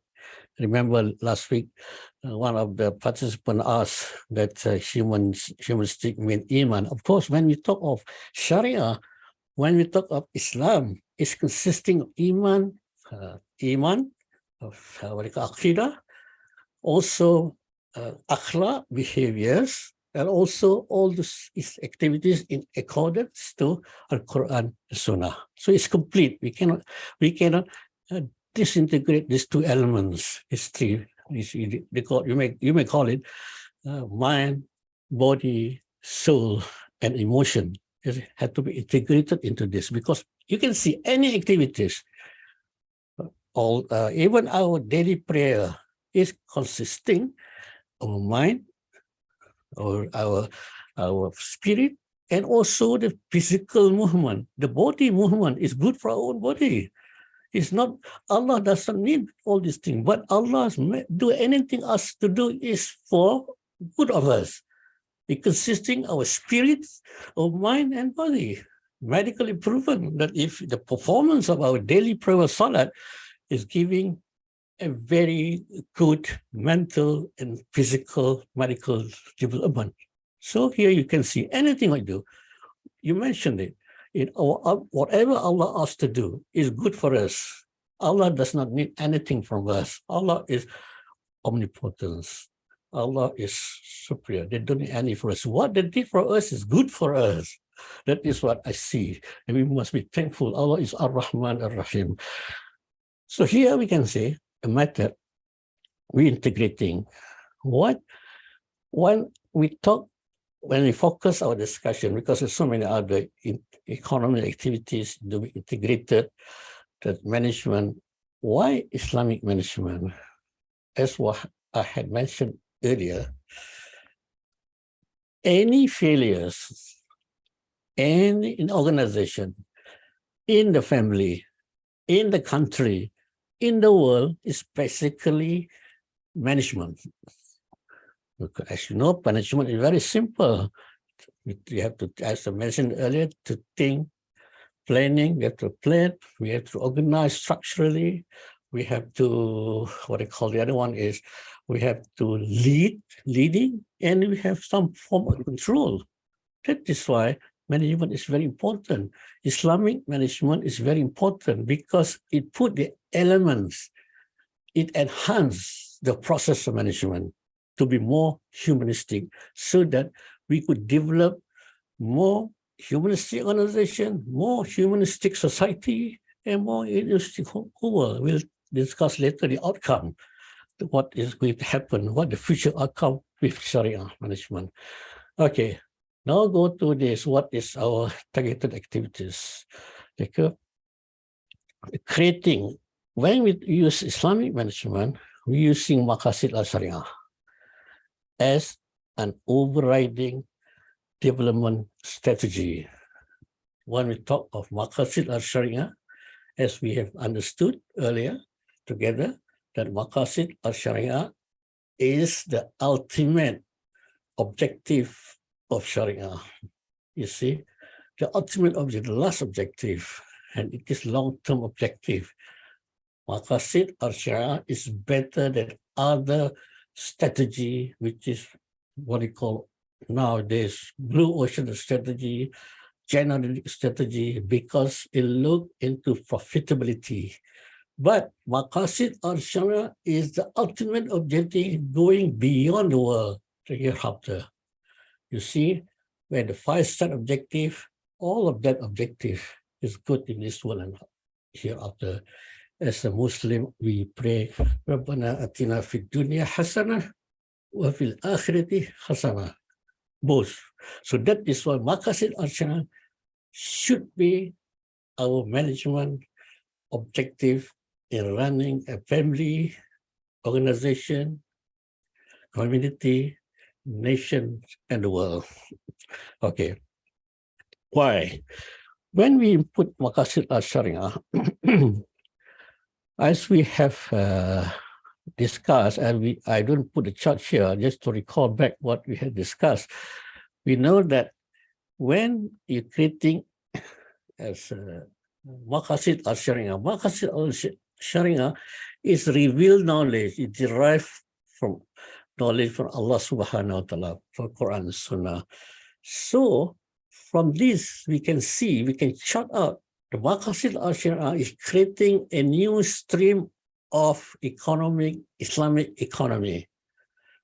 For example, as we have discussed, all of you discussed earlier, what do you call it? Islamic banking, Islamic insurance, Islamic bond, Islamic, what do you call it? Other Islamic tourism, now they develop Islamic halal products, medication, domestics, foods, and so on. So it creates a new stream of economy, Islamic economy. Thus, we are going towards that way. There are many other economy in terms of activities. And also, we are creating Islamic entrepreneurship. Now people are talking about green entrepreneur. They're talking about green entrepreneur introduced by Solomon 1991. Why? Because they're worrying about the situation of the world. They try to put the element. So when Islamic itself, we should say that Islamic entrepreneurship is the best way of entrepreneurship because we have the objective Maqasid al-Syariah is complete everything. You see?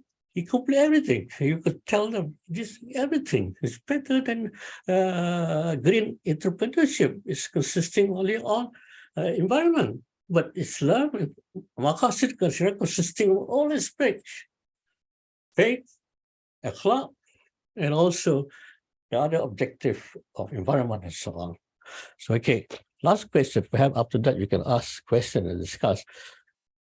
Okay, now we talk about what is the outcome. Okay, the outcome. There are many countries to solve this problem. As I had mentioned earlier, in 2005, the Association of Japanese Industry, they advocate, or they came out with Society 5, Sustainable Society 5, because when I read the report, they says that the present system of capitalism does not solve the problem of human values into it. So they are searching for some values in humanity. You see, so this is the main reason behind 2015. And they came out with this is what I call it, this concept, a theory of policy. They call it now, the government accepted the policy of they call it human-centered sustainable society 5. So look at this values. When we ask what values they have, excuse me, when we talk of values, just now we just say that Islam has values because it can be incorporated into the system in the sense that we should advocate, we should not follow, we should lead, we should not be legs in the followers. Islam should lead. The problem today, the Muslim country, the Muslim society, we are behind, we follow, we try to follow, we try to adjust, we try to be apologetic. No, we are the best ummah. We should introduce something new. So in this case, you can see when I talking about this, what I call this, here, just give me a summary, the outcome. When you see this is what the SD, Sustainable Development Objective of United Nations, the 17, you can look into the internet. This is development of humanity from industrial world, they call it, up to Industry 4, now Industry 5, Society 5. Now we should tell them we are looking into Islamic, humanistic, sustainable society because we have the element of their own soul, emotion, mind, and body integrated. We have the reference. The reference is the Quran. We have the practical example, model, role model to follow. There's a Prophet Muhammad. So we are the best. We should advocate this sort of thing. But unfortunately, we don't put this thing across. When we discuss seminars on Society 5, we are more apologetic. Yes, we try to follow that.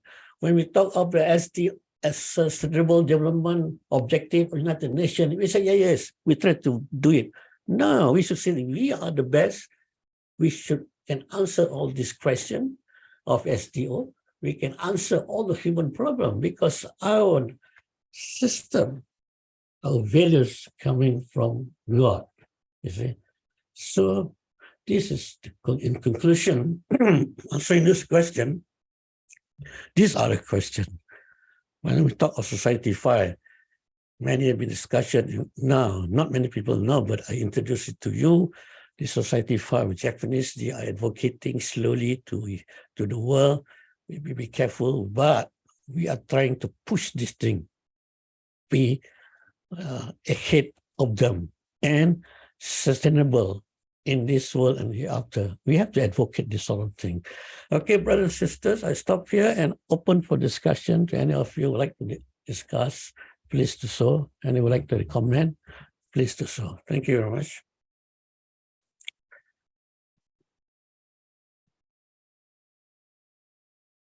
Any question or any suggestion or any ideas that put forward? There is hand from Abu Bakar, Prof. Abu Yes. Bakar Ahmad Musa. Yes, please.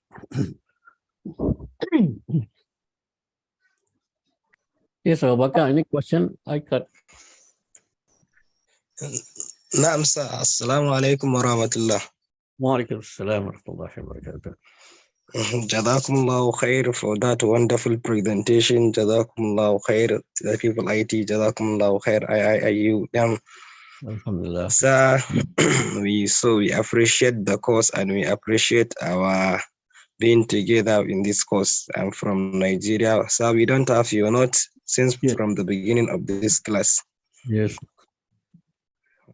That is my observation. جزاكم الله خير. Yes, please. Any question, Brother Abu Bakar? Any ideas you want to put forward? Please. Yes, Mr. Olusola Yusuf or Mr. Mukasa Abda.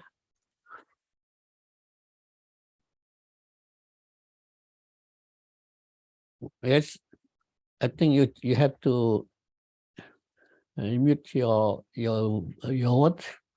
Your mic in order to talk. There are few people answering the question, putting up the hand. Yes. Assalamu alaikum. Wa alaikum salam. Yes, your brother.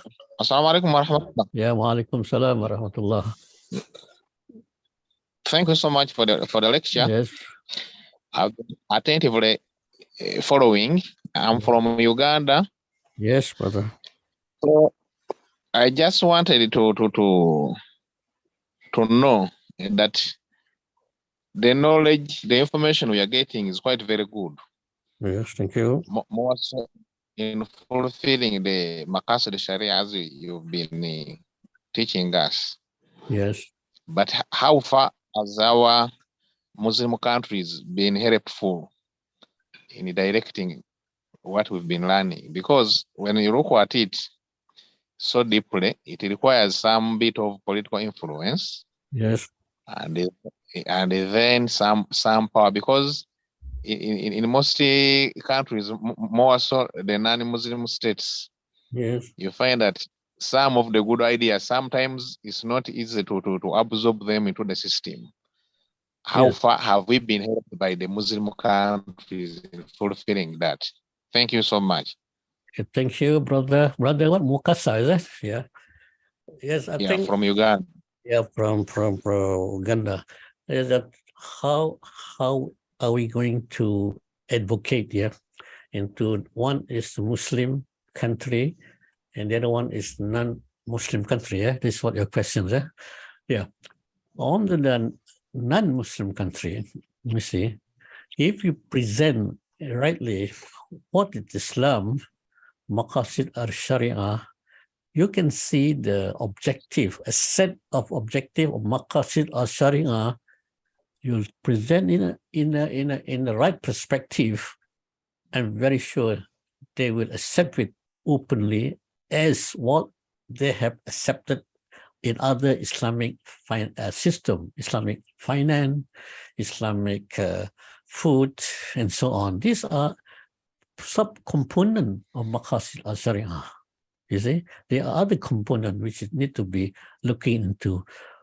Whatever Quran and the practices of the Prophet Muhammad sallallahu alaihi wasallam basically is for humanity.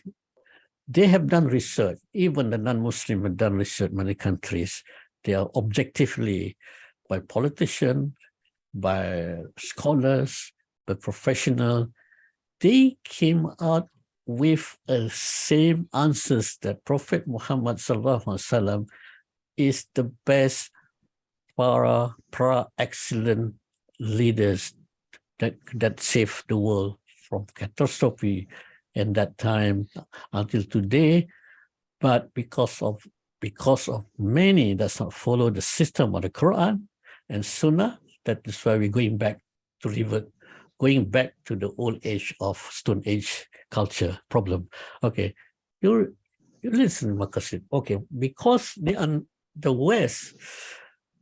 Western country, they are not open. In fact, you can see that they are not exposed to the right perspective of Islam. When we talk about Sharia, they are talking about cutting hands. They fail to look, or they fail to, even the Muslims fail to giving an overall perspective of Sharia to them. I remember in one international development conference in Europe, I was asked to present on Islamic Sharia banking. But since there are many professors and politicians in that seminar, you see this seminars, not web seminar, it's open seminar, I took the opportunities to explain what is Sharia, the totality of Sharia, which include subcomponent of Islamic finance, is subcomponent of Sharia. Maqasid al-Sharia, objective. They listen to that and they are very positive, and some of them came forward to me. They say that this is the first time I understand Sharia. You see, I'm not telling that I manage, but they told me themselves. So that means it's our duty to explain Sharia. This situation is the same as in our country, the Muslim country. You name it, any Muslim country says that we have the objective of Maqasid or Sharia in our strategy of development. You have that? No. Basically, the reasons, as what Professor Abu Bakr wrote in his book, The Mind of Strategy, Professor Daud Bakr is the ex-president of the International University, International Islamic University of Malaysia. They wrote in a book, The Mind of Sharia. I can tell you, refers some of the chapters, phrases they put about Maqasid al-Sharia. They say that according to his experience and observation, which I agree, that the failures of Sharia scholars to discuss the aspect of Maqasid al-Sharia beyond what do you call it? Beyond Sharia, Fiqh Sharia, Fiqh, what do you call it? Fiqh Ibadat, Fiqh Munakahat, so on. You see, that is what reason. So, I mean, to me, they fail to Sharia scholars, they are not exposed to Sharia. As to modern, what do you call it, contemporary management today that could integrate the two. Okay, sorry about my long explanation, Mr. Any question? I hope I can answer in a short. Yeah, Mr. Also Yusuf, Mr. Ma Al-Haq, yeah, I can see the name putting up the hand. Assalamu alaikum. Walaikum assalam wa rahmatullah. Mr. Brother Infinite, yeah? Yes. My name is Abdulhamid from Nigeria. Yes, yes. I just want to contribute to what the brother just said. Because, you know, in Maqasid Sharia, since he introduced it, they willingly accept it. Yeah, since it's for the benefit of all human beings, not only the Muslim. Yes. I think, yeah, because the aim is Jalbul Maslaha wa Dararul Mafsad. There won't be no one will reject the Maqasid. They may not practice the Sharia, but the objective, the benefit, they will easily accept it. Yes. So, alaikum. Yes, Walaikum Salam. Yeah, thank you for giving the emphasis on that the Maqasid al-Sharia is meant for humanity, for all humanity. Yeah, it's not only meant for for what do you call that, for Muslim. And that's why we need to create a society, they call it Islamic Humanity Society. Why I choose Islamic humanistic? The reason behind it is the same that what Islamic bank, Islamic insurance is meant for everybody. Islamic halal food is meant for everybody. You say Islamic tourism for everybody. So Islam itself is for all mankind, as what you rightly said. Yes, we must emphasize that Maqasid al-Syariah for humanity. Yeah, yes.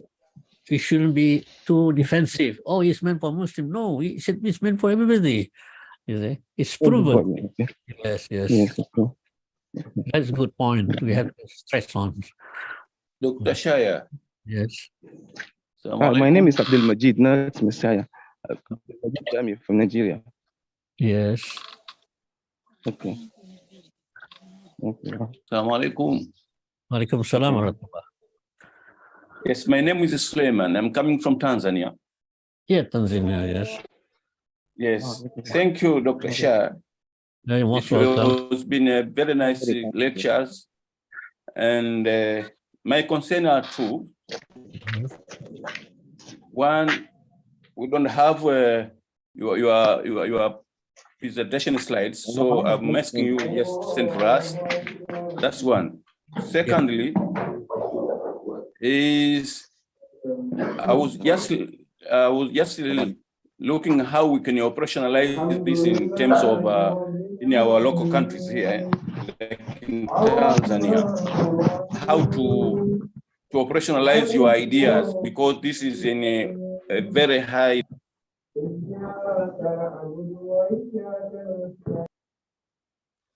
Yes, yes. One, yes. Okay, there's two questions, the brother from Tanzania. Brother Sulaiman, can you open mic again? Sorry, because some sound disturbing, so I have mute and then wrong muting. Sorry, so muted, wrong muted. So I see that my brother Sulaiman, two questions, if I could recall. One is the slide, need the slide. Yes, I will try to refine my slide, because and the other humanistic sustainable society which I presented here is something new, which I presented it in the seminar in Europe regarding the Society 5, where instead of putting Society 5 as a means of discussion, I'm putting humanistic, sustainable, Islamic humanistic sustainable society in replacement of Society 5. But anyway, I will try to write a simple note, or rather a simple book for everybody to refer to, and then to have my slide onto it. And some of my slides, example, slide 1 is already in the internet. You can see if you put in the internet application of Maqasid al-Syariah University, you can see in my blog, and also in my YouTube. You can download it. But I think I will inform the secretariat after these courses, after a week, give me a week or so, to streamline all these 5 sessions and put all the slides in orders and give it to you. Is that okay? Number 1. And number 2, you're asking how to operationalize. Well, when we talk of operationalize, brother, let it make it simple. Okay, as individual, we do not have to wait for the government, to do it for us. We can do in a very simple way how we can contribute. First, if you are managers, or if you are educator, you can depart this knowledge to them, the importance of Maqasid al-Syariah, and why that we need to develop humanistic, humanistic sustainable society. the very reason behind it, people misunderstood that Sharia is a theory, it's a philosophy. No, Sharia is a wisdom, principle, rules and regulation from God. And it does not interfere it does not make the work process worse, but it rather enhance the work process, make it better, add values to it. So that is why they was understood. If they say Islamic value is not good, okay, brother, look at the Quran. Can you find any element or the practices of Prophet Muhammad SAW is bad? And they ask the question. You cannot answer that? Give me a piece of Quran to research. That is way to propagate. Okay, which I think it works. If they are professional, go to a professional, professors and so on, or even your own professors. Okay. The second one is you're talking how to do it. I make simple. Okay, if you're a manager, because when I work in the hotel management, we have the power of, in the sense that we have not the power, the responsibility to enhance the operation of the hotel. So what I did is to include the Sharia or the Maqasid Sharia principle in the operational of the hotel. For example, to make sure food is halal, to make sure there is special interaction for men and women. So that is there are swimming pools separate for men and women, and also the characteristic, the akhlaq of the what do you call that? The hotel staff is being in conformation with Sharia. So it really works. And when we introduce a system to the industry, when we talk to one Japanese hotel in Malaysia, they are very open and they change the whole system towards Sharia. That is what I'm trying to say, is that if we put things across properly, inshallah, Sharia compliant or Sharia conformation to the rules and regulation, and conform to the rules and regulation of Sharia, whatever it is, the business will be improved. Alhamdulillah, the Japanese hotel improved the business, and one hotel in the resort area, which I don't want to mention, in one island resort, they introduced that, and then they increased profitability. They introduced Maqasid al-Syariah. They have system there, they have a mosque there, they have azan there, and so on. So this is what I say, if we do it, Allah will help us. Do it in our own way. If we have the power, if we don't have the power, advocate it to the top management, to the people. The most important is our duty is to advocate if we have the power. Allah open the hearts. That is my comment on 2 questions, brother from Tanzania. Okay. Any more questions? We have another 15 minutes, I think, here. I need a lot of questions, hand up questions, Mr. Haq, Mr. Ajmal Ahmed. Yeah. Any question, please?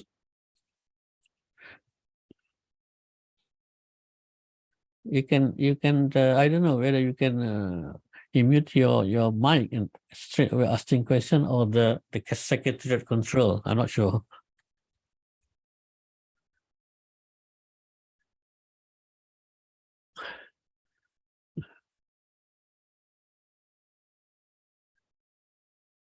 Any questions? Mr. Tito ID, I think. Or other question? I'm not sure. Anybody? A lot question, hand question. That's.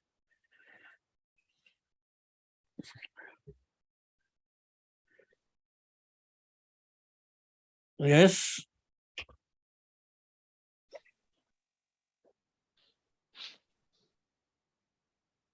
Assalamu alaikum warahmatullahi wabarakatuh.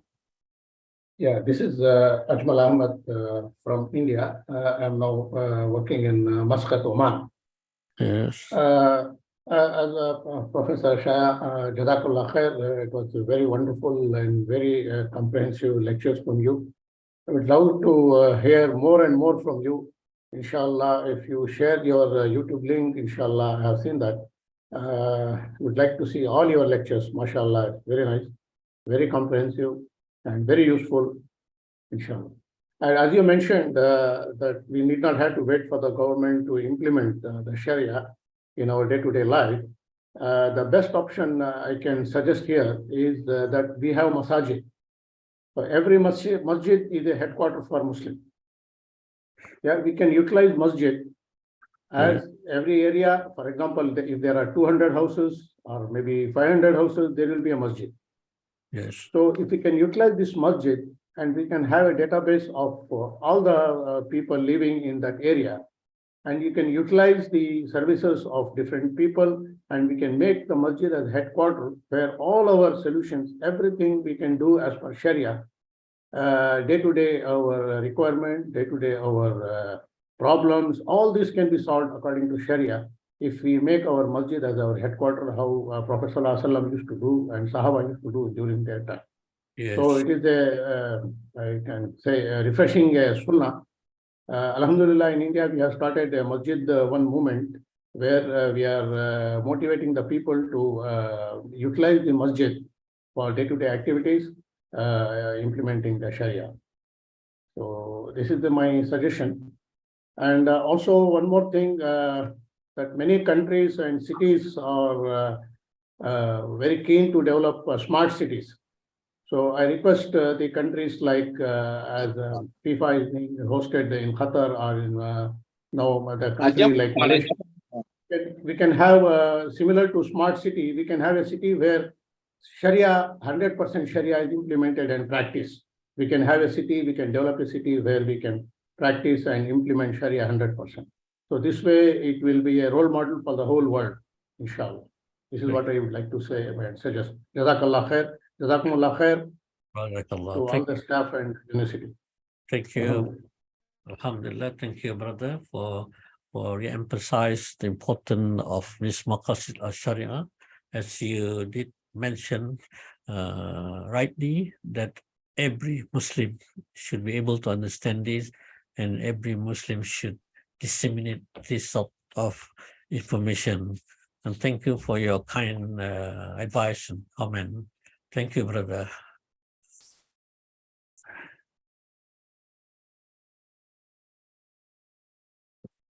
Any more questions? We have. I had a question, Prof.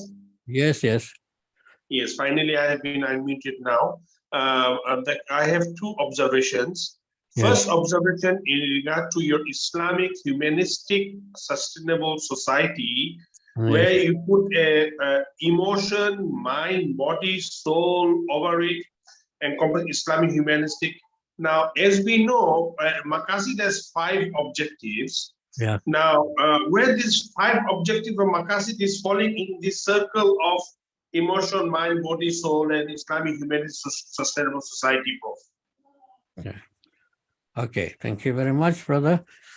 When we talk of objective, whatever objective of Maqasid al-Syariah, it inform or really apply to this 4 elements. For example, Maqasid al-Syariah, just in the case of banking, for example, Islamic banking, it fulfills the objective of first objective, protections of religion, way of life consisting of how we do business, the way of life, one.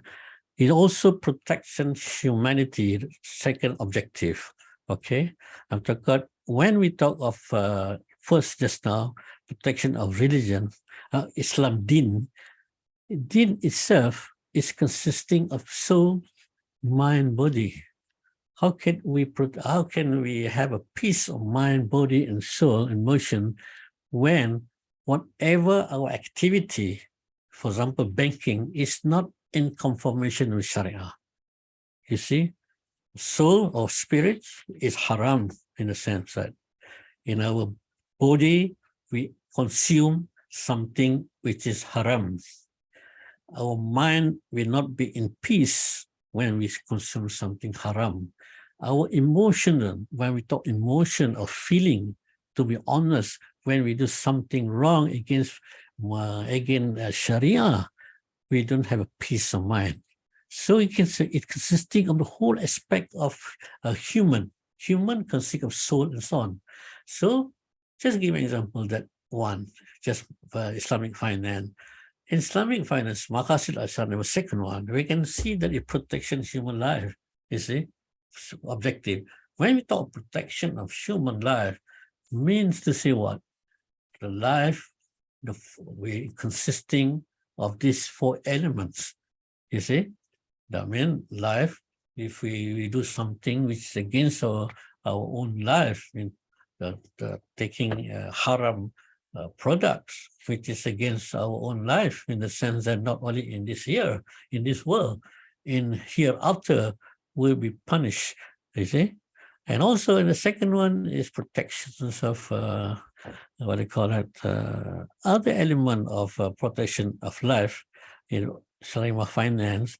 We can see that Islamic, non-Islamic finance fail to provide social humanity, but Islamic finance able to avoid what they call the frauds, exploitation of human life. You see, there is protection in there.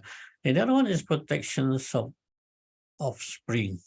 The offspring is important when we talk offspring, not only in terms of body, sex slave, sex open, outside zina and so on, but it's biological development of a body consisting of what we eat, you see, what we consume. You see, if we consume something which is again Sharia, by getting money from the bank to do a business that they generate, which is money, your revenue from haram. Okay, and this is all. I can see all you create Sharia, and then also human resources, protection of human resources. As we understand from management, financial is part of resources. If we don't have what you call kulu wa sharabu, mean to say, means what do you call it? If we are not we are not what do you call that in English is we are wastage spend our resources, money in different way. We are destroying humanity. You see, environment, for example. It's the environment. So, for example, I mentioned earlier the environments in terms of grave catastrophe of the world, because money is used to do profit, to do business, just for profit taking, not to take of humans, social, body, spirits, and mind. Okay, that is what I relate the Maqasid al-Syariah in that way. Even in my hotel management, I relate humanistic what do you call Maqasid al-Syariah. For example, whatever rules and regulation in hotel is to protect rules and regulation of Sharia, humanity, the way of life of the customer. And then the other one is environmental. We shouldn't waste much food, and the way we dispose our toxic waste in a proper way, not through the water table. We filtered it to natural way into the mountains. And also the other one is protection of life. We have a very good security in order to protect our life in the sea as well at the compound of the hotel. This element has to understood, then we can see. Okay, that's all.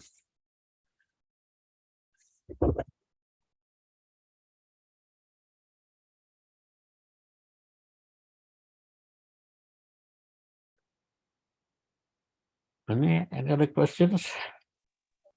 Yes, Prof, we already reached the time. Yes, we have one last question. So before we conclude, excuse me.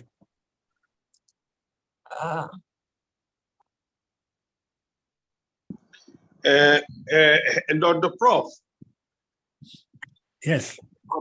Prof, you see the picture that you have given, where mind, body, soul, and emotion, actually these are overlapping things. But you have mentioned in your discussion that society, and you've spoken about environment. So actually, because in the Maqasid, there are 5 elements, or the nafs or mal or wealth and things. So actually, there is a overlapping things here. So actually, you have mentioned about society and environment, but you have not put in the circle. And you have broken this emotion and soul, and again, body and mind. These are all encompassing things. So actually, if you just say a nafs, that would encompass everything, you see. And then and you have the other elements, that's all. So you don't need to break it into it, because these are overlapping things. Emotion comes from mind again. So that's what I feel. Sorry about that. Thank you very much, brother. Very good comment. Oh, sorry. When I look into that, what do you call that? This body and soul. Okay. The development of science today, you see, when there are so many philosophical, when we talk of ruh, spirit, is that tawhid, for example. So how do you classify tawhid in the sense? How do you break down the element of human being? How do you break the, what do you call it? Can I share this screen? When we talk of, well, just give an example. When we pray, salat, are we going to pray just our soul? Are we going to pray using our mind? Or rather, are we going to pray just our body? You see, there must be integration of these three, because human being, there is soul, there's brain, there's body. Body without soul and mind is just a robot. Okay? In a sense, when there's no mind, no soul, then you are dead. Okay? So there's a body. So even Allah prescribed us to pray salat. They prescribe us to do it with our mind, soul, and body. Even emotion, that means emotion, we now scientifically discuss is in Islamic mean nafs. Try to bring your heart into the prayer. So you see, 5 elements into it, integrated. That is humans to me, whatever we do. And whatever Sharia is being implanted or is being ordained to the mankind, you can see it's consisting of these 4 elements. For example, even you go to Hajj, do you see go through your mind or go to your soul? No, you go through your body. You have to act it. You have to do the Sha'i. You have to do the tawaf, the Kaaba. This is body. This is body. That I mean, you have to act with your body. That is what I look into this. Therefore, if we want to talk of something which we have to implement for Muslim, it has to do with body. Those do not misunderstood me by environment. Environment is more part. Sharia is 5 set of the objective. It integrates everything. You see, 5, integrate everything. Anything you integrate the 5 set objective. Yeah. So that I look into humanistic as human, it has to do with the emotions, you have to do with the soul, we have to do its mind, it has to do with the body. This is how I look at it. Thank you, brother, for questioning that. But of course, this has to look into. So I found that so many elements when we talk of management, especially in management, they always say that Tawheed is a basic management. Yes, Tawheed is a basic management. How do you put into operational? How? Are they? So I read too many books on Maqasid, to even for Maqasid, Sharia to apply to the management, it fails to understand well in terms of the real world. Okay. That is why it fails to put to understand. Society 5, you look at Society 5, you go to detail. So Maqasid al-Syariah humanistic, Society 5, Islamic humanistic, Islamic banking, go to detail and so on. Yeah, okay, thank you very much for comment. It's a good point. Okay, now we have finished our time, another 5 minutes. Thank you very much for everybody for giving the IIIT also giving opportunities to discuss, and also for thank you very much for the participant who give the opinion, a comment, which is well taken care of. And anyway, whatever comment that you give is useful, and perhaps when I'm going to write article or other on the humanistic society, Islamic humanistic society, sustainable society, I would take into consideration your point, your suggestion, your what do you call it, your concern into it. Okay, thank you very much, and we hope that. And my slide, I tried to refine it and try to put into my blog, and I can give it to IIIT to disseminate it to you. Thank you. Thank you very much. Thank you very much, Prof. Yes, thank you. So, inshallah, this is already the last. But then, inshallah, according to Datuk Jamil said, we will have online for like, but then I'm not sure yet the date. Inshallah, after this, we will giving information out our group. Inshallah, we have meet again for some after this. Thank you very much. To complete our course. Yeah. Yeah. Thank you very much, Prof, for your sharing. Thank you very much. Inshallah. Inshallah, we will meet again in the futures.